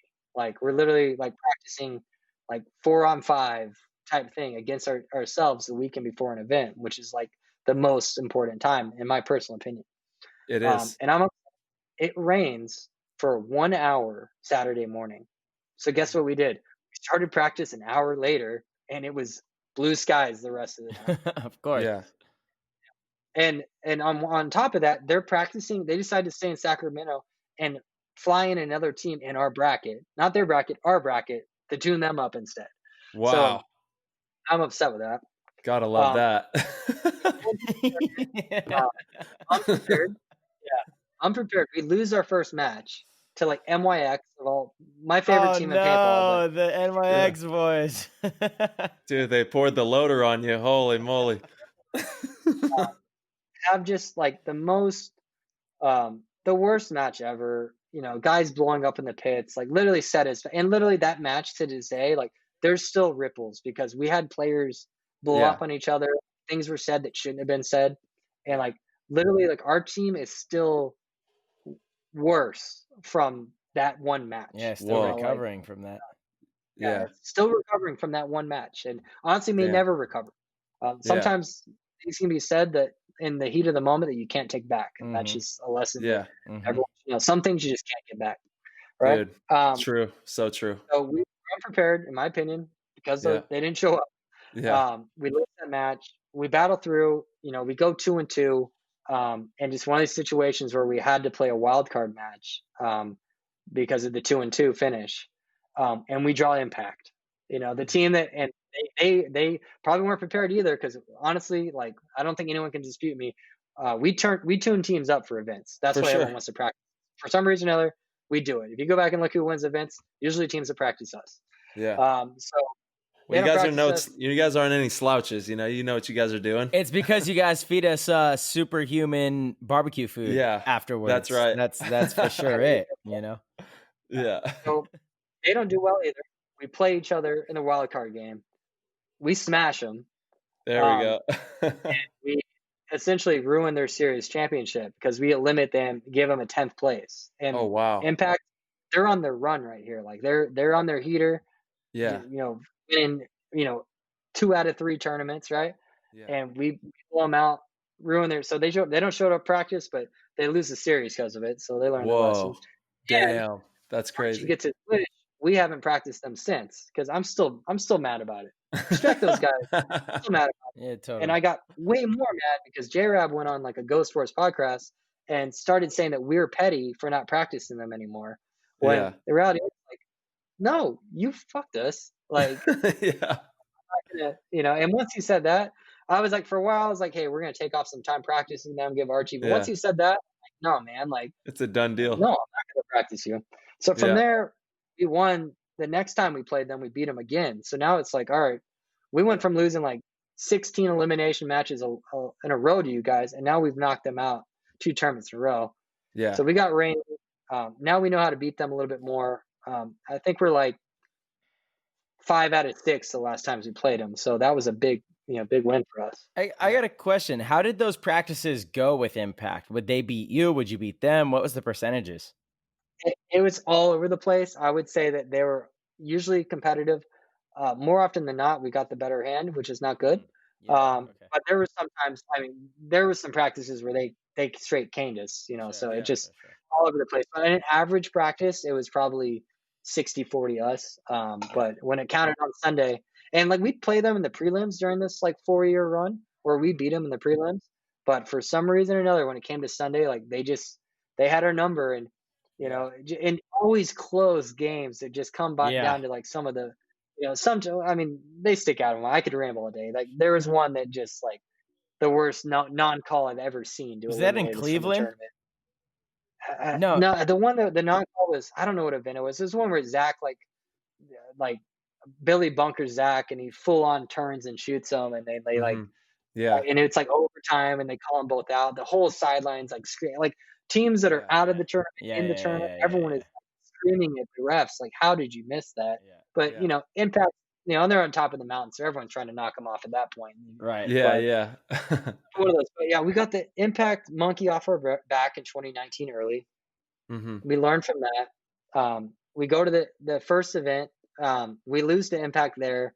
Archie's injured. We learn a lesson. We've tried to make Archie. We beat Impact on the prelims. We go to play them on Sunday. This is where Impact wins in Vegas.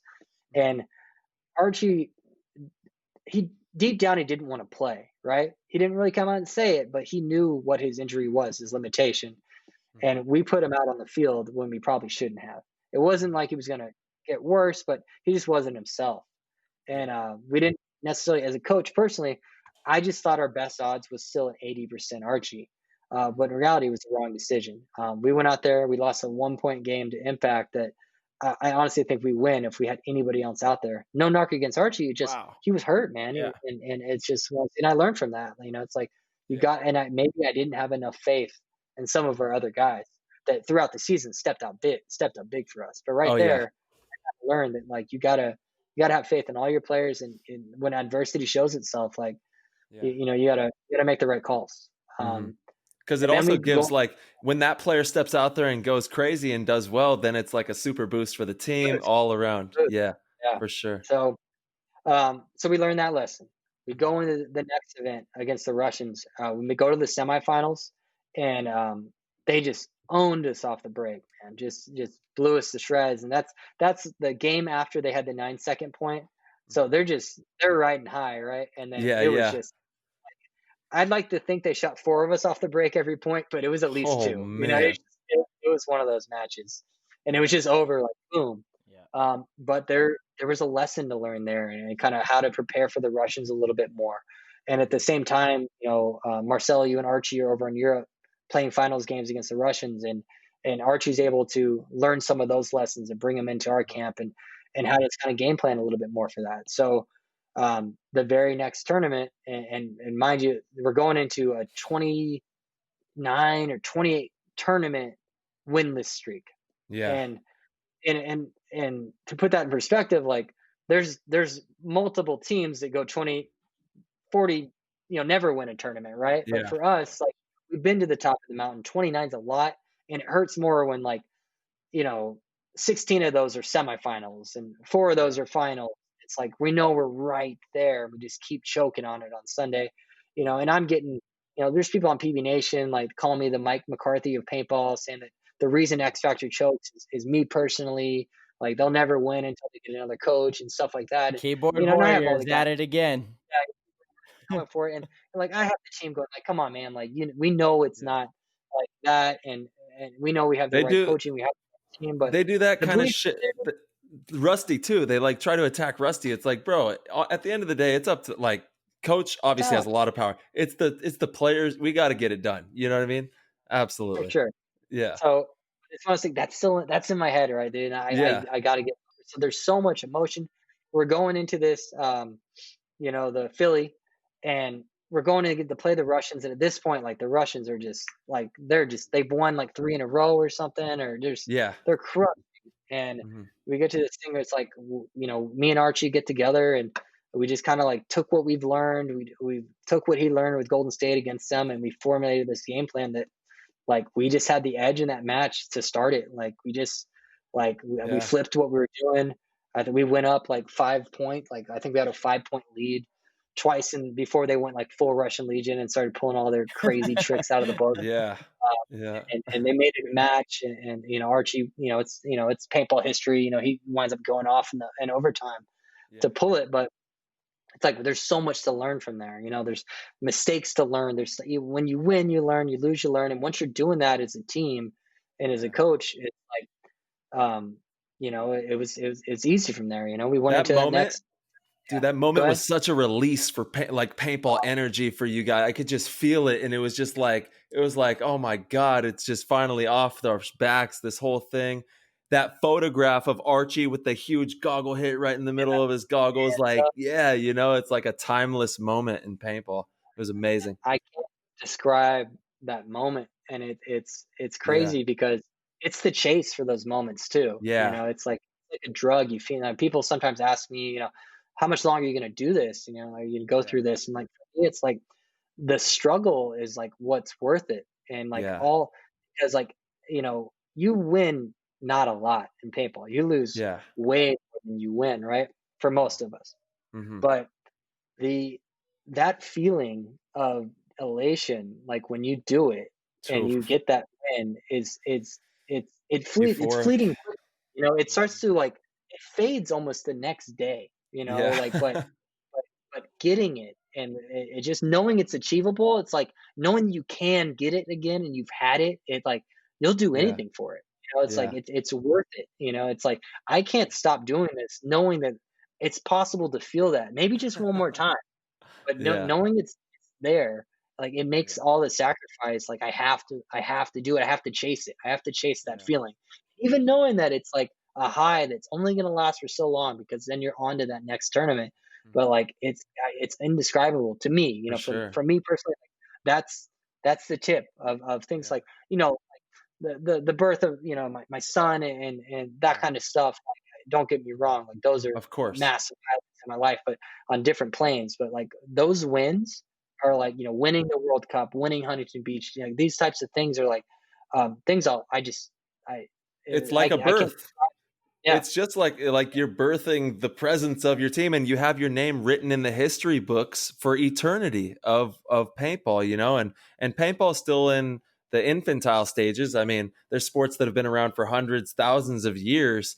Paintball's been around for 50 years, so we are still such a new sport. But the cool thing about us is like we're a new era kind of techie sport, so I think it's going to really start to boom here into the future. Oh yeah. Yeah, Yeah. absolutely, dude. Yeah, it's Oh, all yeah, about so that chasing those wins. chasing those wins. Yeah, so Yeah. it's good. 2019 was great. We did 19 wins in a row, 19 games in a row leading up to for World Cup, and so Damn. Wow, dude. I believe that's a record because that's you got to win. It was 2 tournaments in a row, and then we made it to the semifinals. So 2 undefeated tournaments, and made it all the way to the semifinals at World Cup without a win. Wow. And to win World Cup, it would have been 21 wins, which would have been Damn. just black. That was my speech at the end. I ended it right before like Sunday at World Cup, and I was like, "Hey, 3 matches tomorrow, win them all. I'm a gambler, blackjack motherfuckers," and we just walked out like get the team going. Yeah, But, dude. we just kind of ran out of gas at the end there. Hmm. I love Houston Heat more than anyone right now because they got that win at World Cup and got us our series because that was kind of that other bookend. And I don't feel like I'm not ready to hang it up, but like for paintball, like we got the World Cup, we got 2 Huntington Beaches, and we got the series. Those are kind of like to Yeah. me for a team that never played in Europe, like as a team, right? Um, those are the highlights, right? Those are the bookends, and like we did it. Like I think that solidified the franchise. For sure. We still got more to do. Back to back But is the next step, right? Yeah. back to back is the next step. But the last thing I want to do is like I feel like at the end of the day now, like I can look back whenever I do and be like we hit the milestones, right? Yeah. And I won't be like, oh man, we never won a series, or like, oh, we never won World Cup. Right. So it was great, to really pull that off. And at the same time, like for the series, like like to me, I feel like you should always to win the series. Like I feel like it should have been, and it's only happens every once in a blue moon. I think Tyler, you probably even did this too, but with last, but like without winning a tournament and winning the series, I feel like that should almost be like a prereq Yeah. as far as like I feel like that you gotta being consistent, getting second place every time. Like that's hard to do, but like to me, like Yeah. I'm glad we won tournaments, won the series. Like you can say 2019 was our year, and that was great. But Yeah. looking forward, hopefully we get to do it again. It's been Yeah. Dude, a get whole us new out of world. this COVID madness, please. So, Dude, let the us irony free. Yeah, I know, maybe we're man. too close to it. But if we award a series championship this year, I think that should not happen. It But absolutely it is should not happen. You can't do it with 2 tournaments. No. yeah, No. I don't think so. But it is what it is. But yeah, No, and no series. No way, buddy. They do not get that. so that's coaching, and then like my retribution, and like this is just one more guy I gotta give it to is like for Tim for Montressor is those wrongs that I all that like inner turmoil of me hanging it up too soon, like Yeah. Tim kind of gave it back to me with 10 Man. It's like Yeah. um it's just, and that's like I'll be forever grateful to Tim. And I feel like when someone passes, you always kind of want to go back and look at your last messages with them and kind of like you're kind of written. I just kind of went back and, I looked at everything, me and Tim had discussed for a while. It's kind of my process of grieving. It's kind of like my, it's almost like reliving, having that chance to say goodbye that, none of us had. And just like how, you know, motivational he was to me is just like every tournament. Cause, I played, you know, a lot of 10-man tournaments now. Like that's kind of my way to make it back. And so I play, we won ICC with X Factor, and I play with Infamous and all the ICPLs. Hell yeah. and Dude, it's the best. And we're on a run with Infamous, and we've gone like the last 3 events, we've gone second, first. So I can say we're the best 10-man team in the world right now. So there we're we go, number baby. 1. Well, we're coming. We're coming for you. Yeah. I wish we did ICC this weekend, guys. It's crazy. I know. But, Dynasty's the reigning ICC champs, just so you know, and everybody knows that the ICC is like the World Cup of 10-man. So, I don't know this best 10-man team. I don't know. You guys are like over there playing the NPPL. Hey man, I'm one of 3 players that has an ICC and an ICPL win. So there we go. I don't even have an ICC win. I wasn't with the team. Neither was Tyler, actually. So. Yeah, Andy, right? Andy was dude. Yeah. But like every tournament, Tim like sends me a message, and he always like, "Oh, you're the 10-man MVP." Like I'm so proud, just happy to see you out there. And damn, it's just all to that guy. Like he gave back to me like what I pissed away. I look back and like I hung it up, but like it's like now I have my opportunity, right, to relive, and kind of right those inner wrongs. So that is so amazing. That's amazing, dude. And then the last, I almost don't want to play another tournament. It's a weird, it's like special to me, but like, we played Cap Factory in the finals at the last ICPL. So it's my last game in a tournament I played, and Tim shot me, so it's just one of those things, like the last person to shoot me in a final. I just remember like, and it was the tournament's on the line, and it was like one of those body games, and we had to we had to have one body more than them. And like we were up by 1, and I'm sitting in my bunker just hiding, and Tim puts like the nastiest shot on me, and I just remember looking down like, oh my god, I just lost this tournament for my team, and then looking up and like seeing it was Tim, and I just smiled, man. I just like if it had to be someone, like I was glad it was him. Luckily Archie bailed me out, and he shot Dave Baines like 30 seconds later for us to win. But it's just one of those things. Like it's just a special moment to me. Like a guy like that to what he's done for all of us and me individually. He was such and will always be one of the most amazing paintball players that this game has ever been so blessed to play with. And dude, just such great energy, and what he has done for paintball moving forward into the future is going to be around for a long time. I know that I will always rally for 10-man ICC, any 10-man events, because we got to keep that lineage alive, and what he brought to this new era of paintball, which it's revamped a lot of old paintball players to come back in, and it's like a huge boost for the game. Yeah, that's great. We need those old guys. So dude, absolutely. We're all heading that direction sooner or later. So I know. I want to be Andy Kopkock playing at fucking MVP. That'd be great, dude. Yeah, he's crushing, and playing the snake too on a dirt field. Savage. That's that, man. Man. Kid.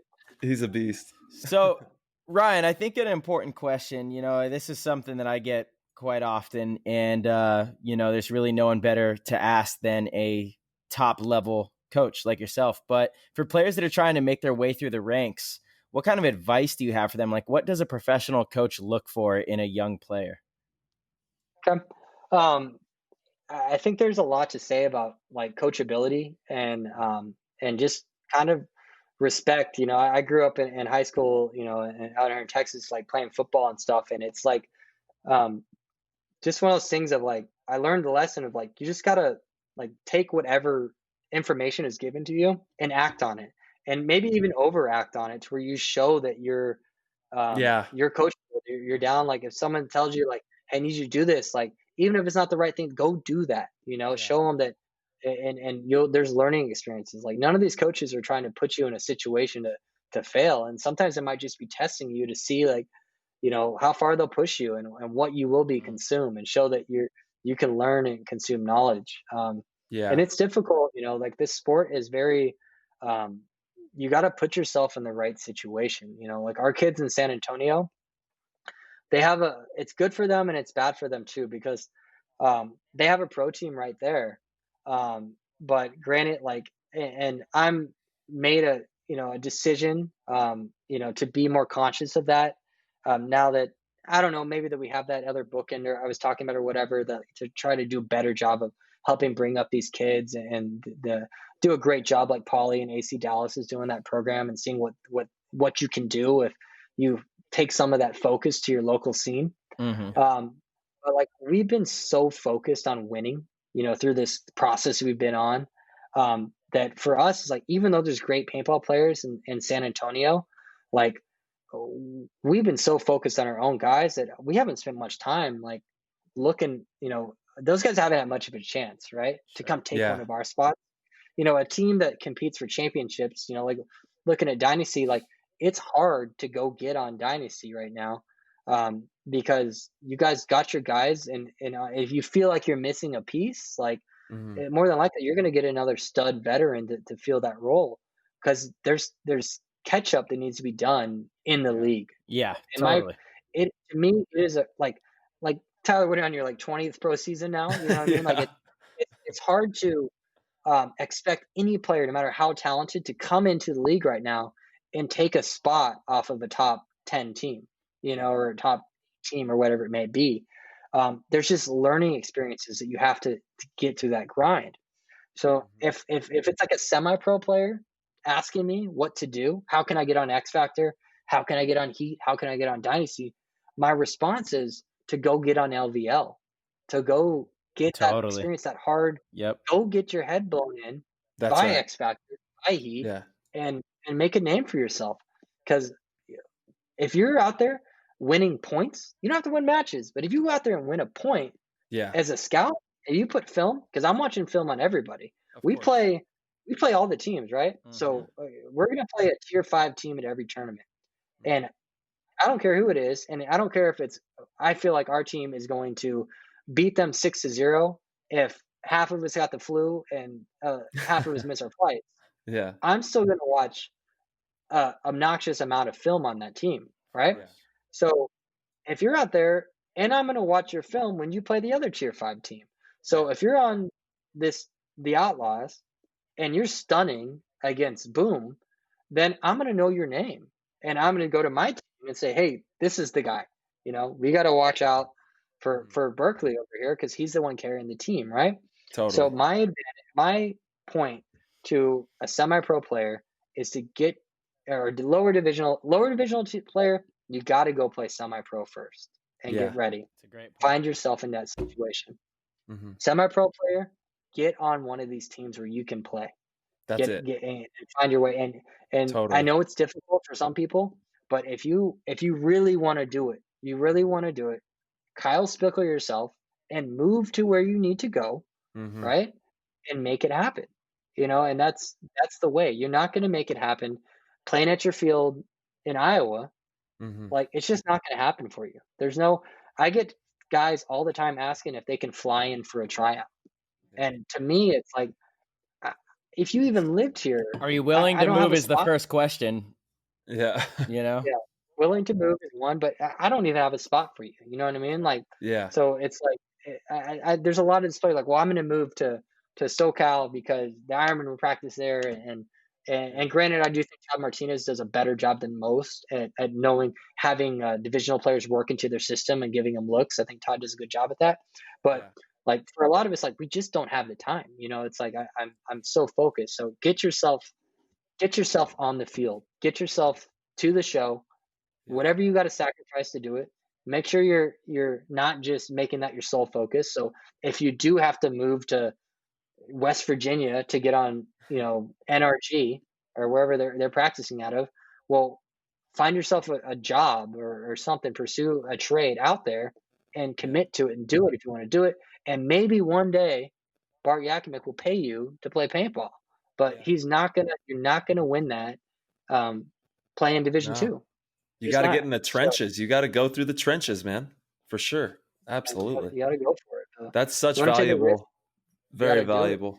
The other thing, like, yeah, go ahead. Yeah, Kyle Spica is a great example of that. You know, I've known him for a really Yeah. long time, and when he was living in Florida, coming up through the ranks, him and I had become pretty good friends, and we would talk almost every day on the phone. And he was like, "How do I pursue this paintball dream?" You know, and that was my biggest thing. I was like, "You gotta move here, dude. You move here. Yeah. We can get you a spot on the semi-pro aftermath team, and if you have what it takes, it'll take off from there." But otherwise, like, it's so hard to be on the radar or get recognized. That's the biggest thing, right? And that's actually what we have really tried to do with BKI, is offer a platform for players to come and get recognized. Because, you know, other sports have a combine or these walk-in tryouts. You know, they have scouts that are actually part of the organization, that their job is to fly to high schools and watch games. We don't have that in paintball. So you're right. Yeah. It's so hard if you're in an area where there's no pro We do team now. nearby.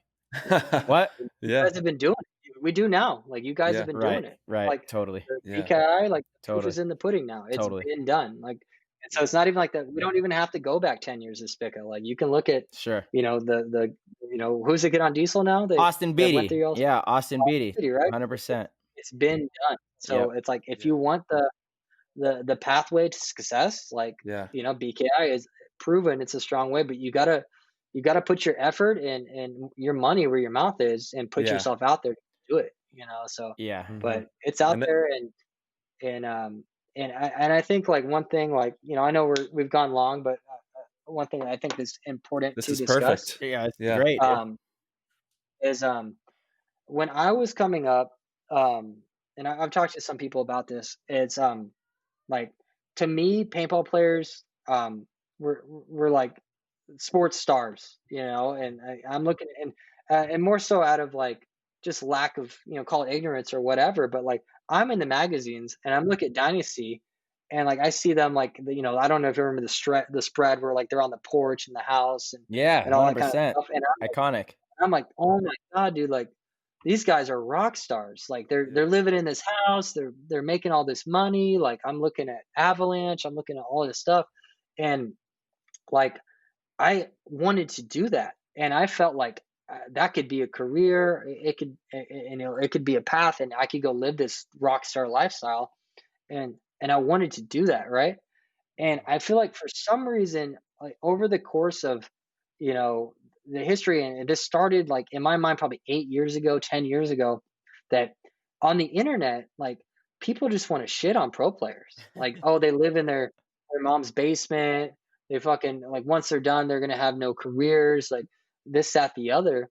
And I think it's been really bad for our sport, just from the whole. Because if you look at it, like, trust me, if I was, you know, for me, I'm looking at the magazines, like, oh, these guys could be rock stars. That could be me. I want to be that. Yeah. But when I was playing Division 3 or novice or whatever it was, and I'm reading on the internet, like, look at these Dynasty guys. Oh, they live in their mom's basement. They're fucking, you know, they're gonna have nothing. They're losers. There is a chance. I'm not saying for sure, but there's a chance I may have quit right there. Mhm. You know, and I could see in my head reasonably a lot of people. And I'm a freak. Like, I love paintball. You know what I mean? So if I was even a little bit less, I can almost guarantee you, like, I would have been out. Like, Yeah. there was not anything to aspire, like, as much to be. And I feel like we've done a disservice of, you know, over the course of the past, you know, 5 years or whatever it may be, you know, and granted, to Bart and Randy in the league and stuff like that. And we could go into this a long time, but, like, those guys paying players helped out a lot of teams. Whereas, like, you know, my team was a team that did not make money. Now everyone on my team makes money, and, you know, Totally. it is what it is. But it's like, it's just, that's just how things, you know, happened. Where it's like, they raised the bar of, hey, we have to pay players now, or they're gonna leave. Not good for Alex, good for my players, but it's just one of these situations. Like, it changed the game. And, like, people like Marcelo and Greenspan have proven that there's a whole nother path, that if you want to be a professional athlete in paintball, and you have the worth ethic and the drive to do it, like, you can be a professional paintball player. And I would guess, and I don't know, Marcelo, but I bet you enjoy your career more than 95% of people in the world. And I know it's not, you're on a plane, you're traveling, it's not all rainbows, right? But Yeah. you probably love what you do. Dude, And I yeah. I pinch myself every single time I'm on my way to somewhere new. It doesn't matter how hard the work is. It's something I love, and I am not positive that number is entirely accurate, but if I had to bet, that's where I'd put my money. Yeah, sure. Yeah, I So agree, 100%. to me, it's like, look, the guys on Impact, they're getting paid. Guys in Heat, they're getting paid. Guys on my team, it's not enough to live off of, but everyone's making money playing Hmm. paintball, right? And there's a lot of other situations like this. Sure. There's not so many teams where the guys are like paying their own way, or like it's all over the place, right? There's a Right, it's all disparity. over the But place. the fact of the matter is, there's probably more people today than there was in 2002, 3, 4, 5 making money to play paintball. Even though there was a lot more money in the sport back then, there's probably more money today. It's achievable, right? Mm-hmm. There are rock stars. Now, are these salaries, aside from people like, Greenspan, like just to play paintball, Hmm. salaries to like have this lavish lifestyle? No, but same time, like you can work another job and you got a pretty good extra supplemental income on the side. Like playing professional paintball can be, great, and Mm-hmm. We haven't even and got so into we the don't sell experiences from the sport, though. You can't put a experience, price right? We're on not even that, you know? places, most of us have seen, like, there's opportunities to travel the world, and that's just like the travel aspect. Like all the other amazing things, the brotherhood, the knowledge you learn, that you're able to, like, trust me, I've learned so much from paintball that I'm able to take into the business world and Yeah, apply. absolutely. uh, uh, so much more. You grow up, and as kids, like, I guarantee you, dude, we grew up so much faster than our peers Hmm. from Yeah. being around these older guys that were wiser. Yeah. There's just, I can't even, like, I could get a whole nother podcast on like how valuable of the Yeah. gift we've gotten from paintball. But Yeah. what I guess the more point I'm trying to make is that we've done a disservice of not putting that message out there.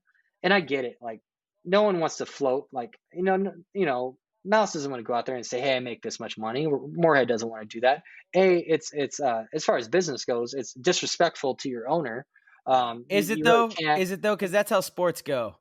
Every It's how single sports go. athlete, their salaries are public. And actually, Tyler and I have done an entire episode kind of talking about salaries, right? Like people should talk about salaries. We need to be transparent about what it means to be a professional paintball player and what opportunities are actually available, so that kids coming up through the ranks know what they're getting themselves into. They can choose if they want to do it or not, and they can understand how they can really make it a lucrative career. If they can, awesome. If they can't, at least they'll be aware of, that's not what I thought it was going to be, and so I'm not going to pursue that. Yeah, Mm-hmm. for sure. And so to me, like, the knowledge out there is more negative than positive. Like, I don't think there's too many people out there, like, anymore. Like for me growing up, I was like, these guys are making $1 million. I don't think that exists in anybody's mind right over that. And but I don't think that there's a lot of people aren't saying these guys are making 30, $40,000. So, that's not discussed. Like, it's literally on the internet, it's poo-pooed right away. Like, oh, these players, they're only paid in gear. Oh, most pro players, they pay for their own flights. Dude, They're just like where are us. you seeing this stuff? Facebook, TV What are you Nation, like, doing, dude? I'm a big one. Get out of the forums, Hey, bro. This is good. This is very good. He's got his finger on the 100%. pulse. 100%. Yeah. And so I think we, as pro players, as owners, as divisional players, that's like, we need to get that knowledge out there to give more players something to aspire to, because I think it will be better for the sport. I agree. We For don't have to sure. lie. Yeah. We don't have to No. sit there and say, "Hey, you can make $1 million," but I think we should be more transparent of what's possible. Sell what it Yeah, it might really be the is. top end. So what it really is, because There we might, all love it for a reason, And so again, it is the camaraderie, the experiences, the life lessons. It is also something that there's so many opportunities that present themselves from pursuing a professional paintball career, whether you end up working in the industry, right, for a paintball company, or you do make a lucrative career as a top level athlete. You're gonna, no matter what, at this stage, you're gonna have to do more than just play. Yeah. And for sure. it's stuff that we have fallen in love with and appreciate. So we have to share that to people. People have to understand, again, what Sure. they're getting into. Yeah. Put the message out there, and it's achievable. It's like there's 200 pro players or so, right, in the NXL right now. Mm-hmm. I'd be willing to say that, 50 of them are or so are making money playing paintball, Right. not losing money, right? And I would say another 50 of them are probably, getting some free gear, all expenses. It goes down from there, but like the odds are not. It's not like, oh, it's only because I hear this too, like, oh, it's only like 10 guys, Right. only like 5 guys Right. make money. Like the odds, the percentages are there. Mm-hmm. And at the same time, like if you look at other sports, like say you're a pretty good paintball player, you're 15 years old, your chances of doing your sport that you love and getting paid to do it are way greater than being a pretty good football player at your high Yeah. school or a pretty good basketball player. Mm-hmm. Like Yeah. it's obtainable, And And That's if a you went good up point. Yeah. You get to keep Yeah. your brain too. Your brain doesn't Yeah, get yeah. rattled around either, getting smashed in Yeah. the head. Unless you have to high five Tyler Harmon in the pit, then you're getting a little brain rattle. And if you went up to some sophomore football player and said, "Look, we'll make a deal right now, man. If you keep doing this, you get to travel the world and you play football, and we'll pay you 40 grand a year, Mhm. guaranteed." Like Yeah. that's cool, man. Like it's That's just huge. you look at the perspective, and we have that message. Like it's easier to go pro in this because there's less people doing it. Not saying it's easy. It takes a lot of talent, and there's a lot of people who've been doing it at a high level for a long time. But it's obtainable, and we don't put that message out there. So we're not like I've heard you say, like we're not creating heroes out of our players anymore. Yes. Like Yeah. there's haters. Right. It's like and anytime like.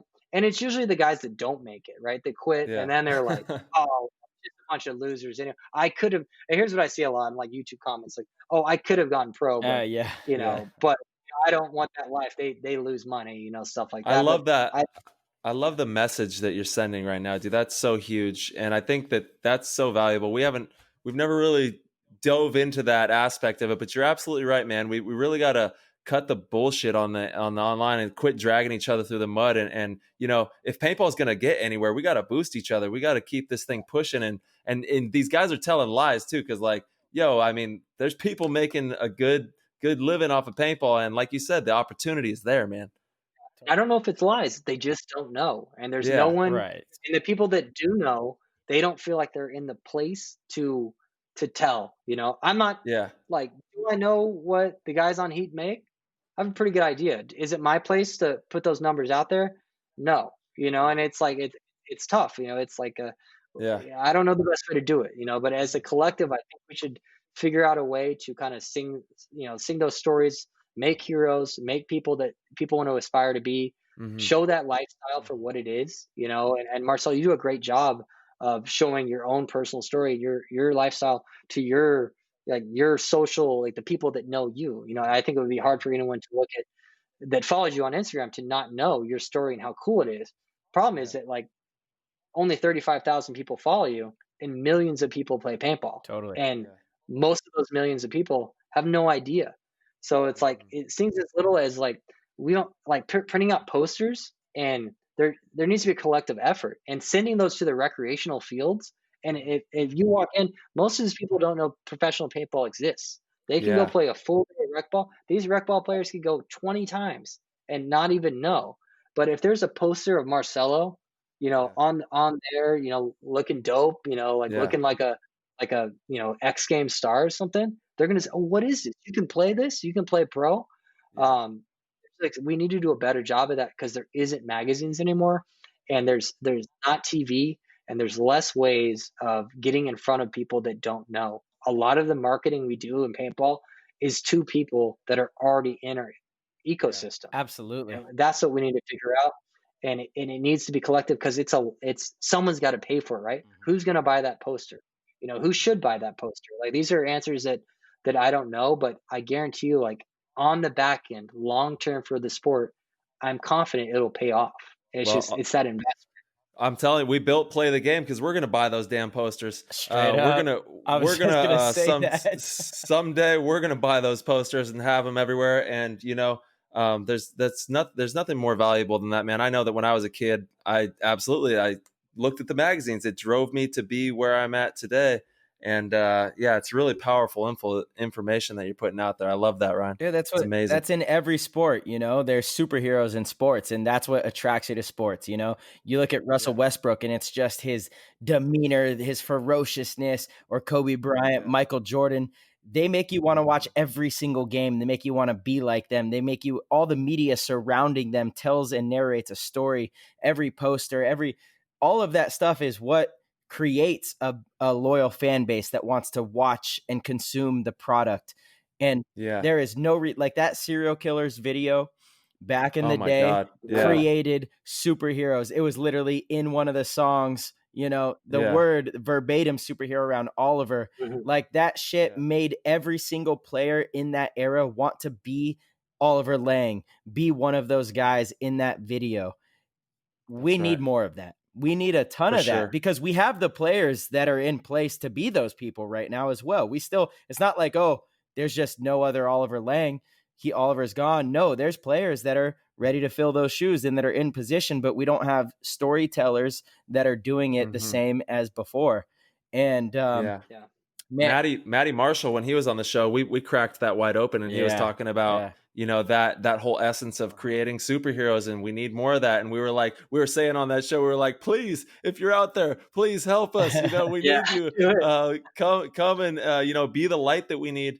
And as what we're doing, what we've created, we want to be the ESPN of paintball. We want to be the news broadcasting of paintball. So maybe someday we will break the news on salaries. We will break the news that needs to be heard, because it does need to be heard. We need to have complete transparency if we're going to grow this in the right direction and have people really get on board and know what they're signing up for.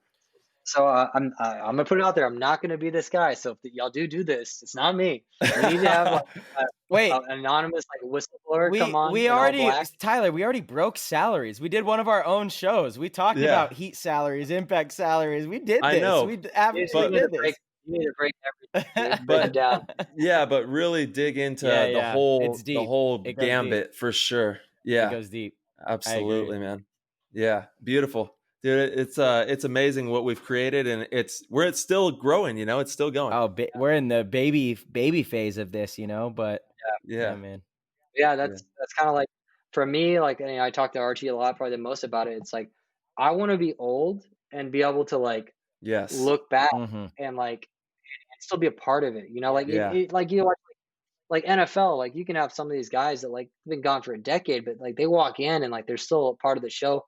And like we still have a little bit of that, but only amongst the pros. Right, totally. I'm trying to, we have some guys show up, from time to time from days past, and they're watching the pits, and it's like, oh shit, how you been, man?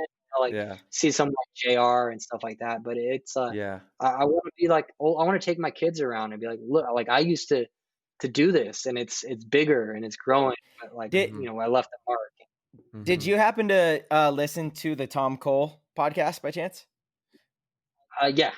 Dude, it's an amazing idea. He wants to create that ESPYs type award ceremony. Yeah. We need stuff like that. People forget what happened 6-7 years ago. People don't know that I ever played for the Ironmen or the Russian Legion. When I go to these clinics, they only think Dynasty. And I'm like, man, the history of our sport is very shaky, and it's person to person stories in a lot of ways. There's nothing really set in stone. There's not any accolades other than a plaque that's given out in an event, but there's no real base of all of this information, no real database. And we need that. You have to have that in sports. Yeah. I got two things from that podcast. We shouldn't do it at Sun on the Beach. I know everyone goes there, but we got to class it up a little bit. Damn it. Okay. All right. That was my idea. It's fine. When we won the series this year, everyone goes to Charlie's after you win, right? Oh, yeah. Keith's got a table. We got a table. We're all celebrating.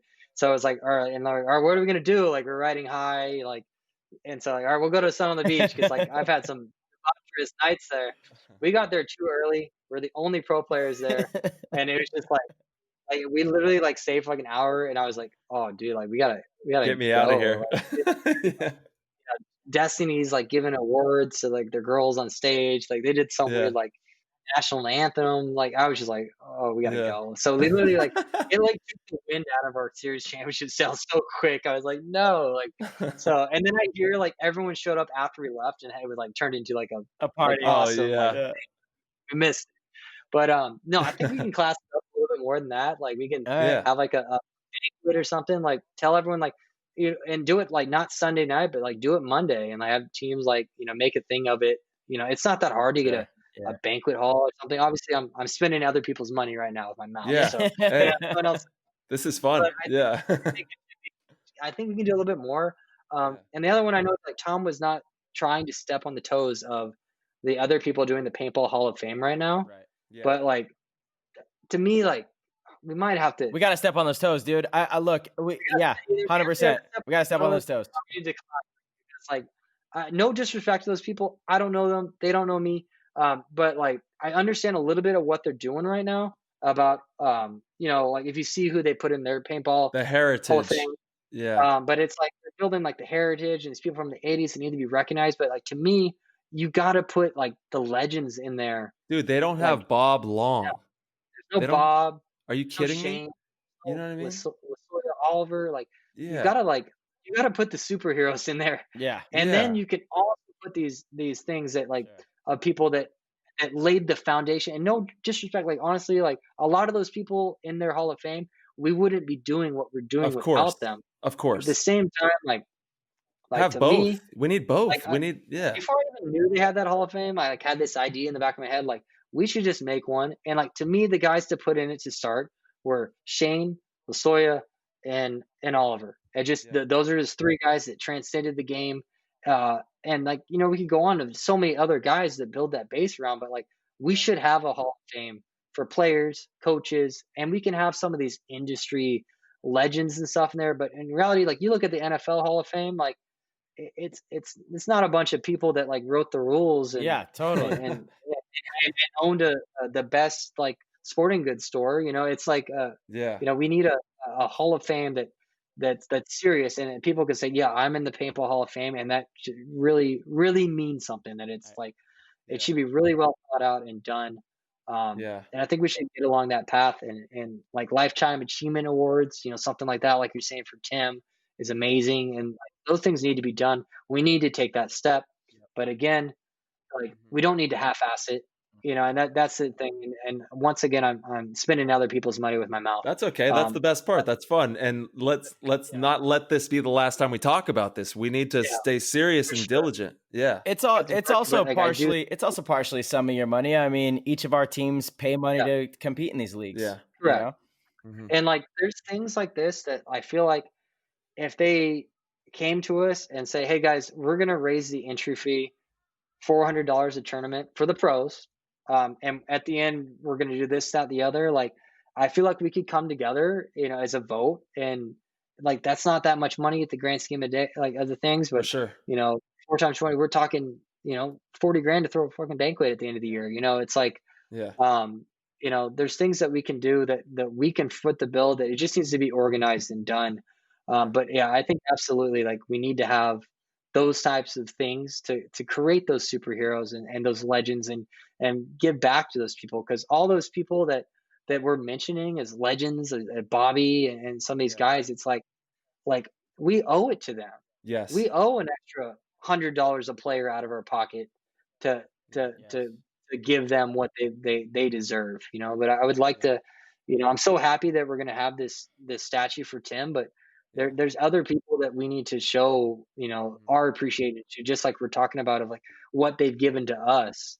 Wouldn't happen, except on the shoulders of these people, and to kind of show them, that kind of stuff. So I'm all for that. I love it. I think it just needs to be done right and not half-assed.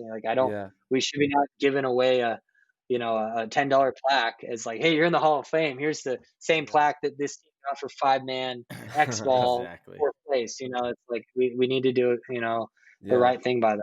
So because how tragic would it be to like all these players that we just named off, like they're not remembered someday in paintball? Yeah, like exactly. what? Crazy.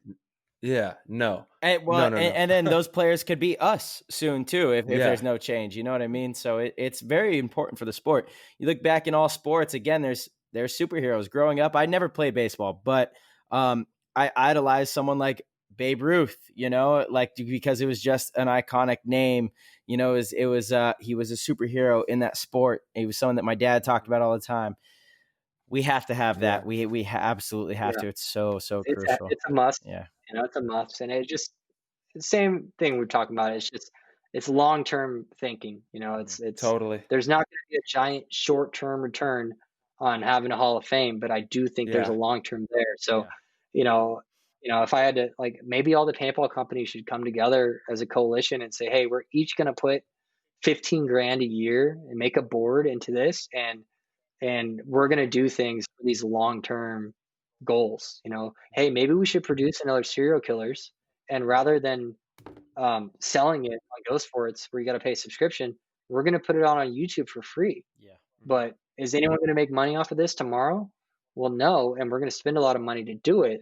But this could create another 30,000 paintball players or not more. Right. There has to be that type of, my business is in social media, and the power of, content, getting it in front of people. Yes. What you can do with advertising is incredible, right? Mm-hmm. And it's the cheapest form of advertising. And we need to take our paintball content and put it in front of millions of people. We don't need to be not to take a shot, but of getting on a TV show or buying motorcycles or some of these other things that we do, or trying to spend money to get on ESPN and that kind of stuff. No one's flipping through channels to watch a random thing on ESPN. Put it where the eyeballs are, and you'll spend less. We can take the $100K we spent on some TV show and put $100K in Facebook ads, and we can put a video of paintball in front of 30 million people. Yeah. That's right. It's we just need to figure out, we need to make an investment, but invest in the right things and getting, for sure, the message we want. Create superheroes, get it in front of people that don't know about paintball, and we'll have more paintball players at the end of the day. Dude, I love it. That's the gold right there, man. Damn, dude. Absolutely. Ryan, we clocked in, baby. Clocked in, man. We just did over 3 hours, dude. I feel like we could continue to go. This was epic. We're definitely going to have you back on, talk more about the inside, in and outs of what we could do as a sport. Because I could tell you've obviously thought about this a ton. Yeah. Absolutely. You dude, the thoughts that you're pushing right now are so fundamental for the growth of the long tail of paintball, man. We need everything that you're talking about right now. Absolutely. Gotta think long term. It's hard because we're, it's a short term world, Yeah, it's exactly. Instant gratification. Aren't getting rich, but we gotta. Sometimes you gotta invest. So I agree, man. Gotta do it together. Right. Things to just remind the listeners what they can do to keep up with you and the team on social media, where they can keep an eye out for the video and the website you mentioned. Definitely. All right. So my social media is Rybrand on Instagram. Mm-hmm. Hold on, I got a text from Dan right here. All right. So for the film. All right. So Dude, Dan Instagram the man. Best Kids in Texas _film. Facebook, Best Kids in Texas. Twitter, Best Kids in Texas. www.bestkidsinTexas.com. There we go. So that is the film. X Factor Paintball is where the team's at. That's it. But and please, if anyone especially on this sense, I have people reach out to me a lot on for advice and things like that. Coaches. Shoot me a Facebook message. I will get back to you when I can. And shoot me a friend request too, so it doesn't go to my other inbox. People don't realize that. Yeah, I know. They'll send you a message, and they'll get upset with you. Dude, get ready, because the PTG fam's about to hit you up, boy. You about to have messages. Yeah, but if especially anything, especially if anything I said struck a chord about, if you have some some of the things I said about making mistakes, hanging it up, not blaming yourself. Those type of things I'd love to help people, learn from, work through that stuff. So awesome, dude. And who better? Because honestly, you're one of the youngest coaches in the league. You've had the most success out of any other coaches, especially in recent years, right? honestly, the sky's the limit. And actually, I love your story, dude. I never knew all of that back end Yeah. stuff. That was absolutely amazing, and it really is a lesson to a lot of people that go through adversities. You came back and coached the number one team in 2019, which is spectacular, Yeah. dude. So we Hell appreciate yeah. you, dude. Everything that you brought to the show and all your insight. Yeah, Rye. All right. Thank you so much for everything, man. In my opinion, you're one of the most tactful coaches to ever do it, and you guys have been crushing it, so keep that up, and thank you for everything that you're doing for paintball, all the knowledge and the insight that you brought here. We appreciate you. I know all the listeners appreciate you so much, man. All right. Thanks, guys. It was fun. See you soon, All right, brother. dude. Peace. Peace. Later, brother. Bye. Oh my goodness, that was such an amazing show with Ryan Brand, one of the more successful coaches in the league, especially in recent years, and to hear his entire story was just absolutely epic. Stuff Tyler and I both weren't aware of, and a true testament to learning from your mistakes and growing, evolving, and turning your weaknesses into some of your biggest strengths. We can't thank Ryan Brand enough for coming on the show. With that said, if you guys would like, you could head over to www.ptgpaintball.com. See all of our episodes on there. We've got our YouTube channel. We also have a ton of our merchandise. Our Patreon is on there. Huge shout out to all of our Patreon supporters. You guys are amazing.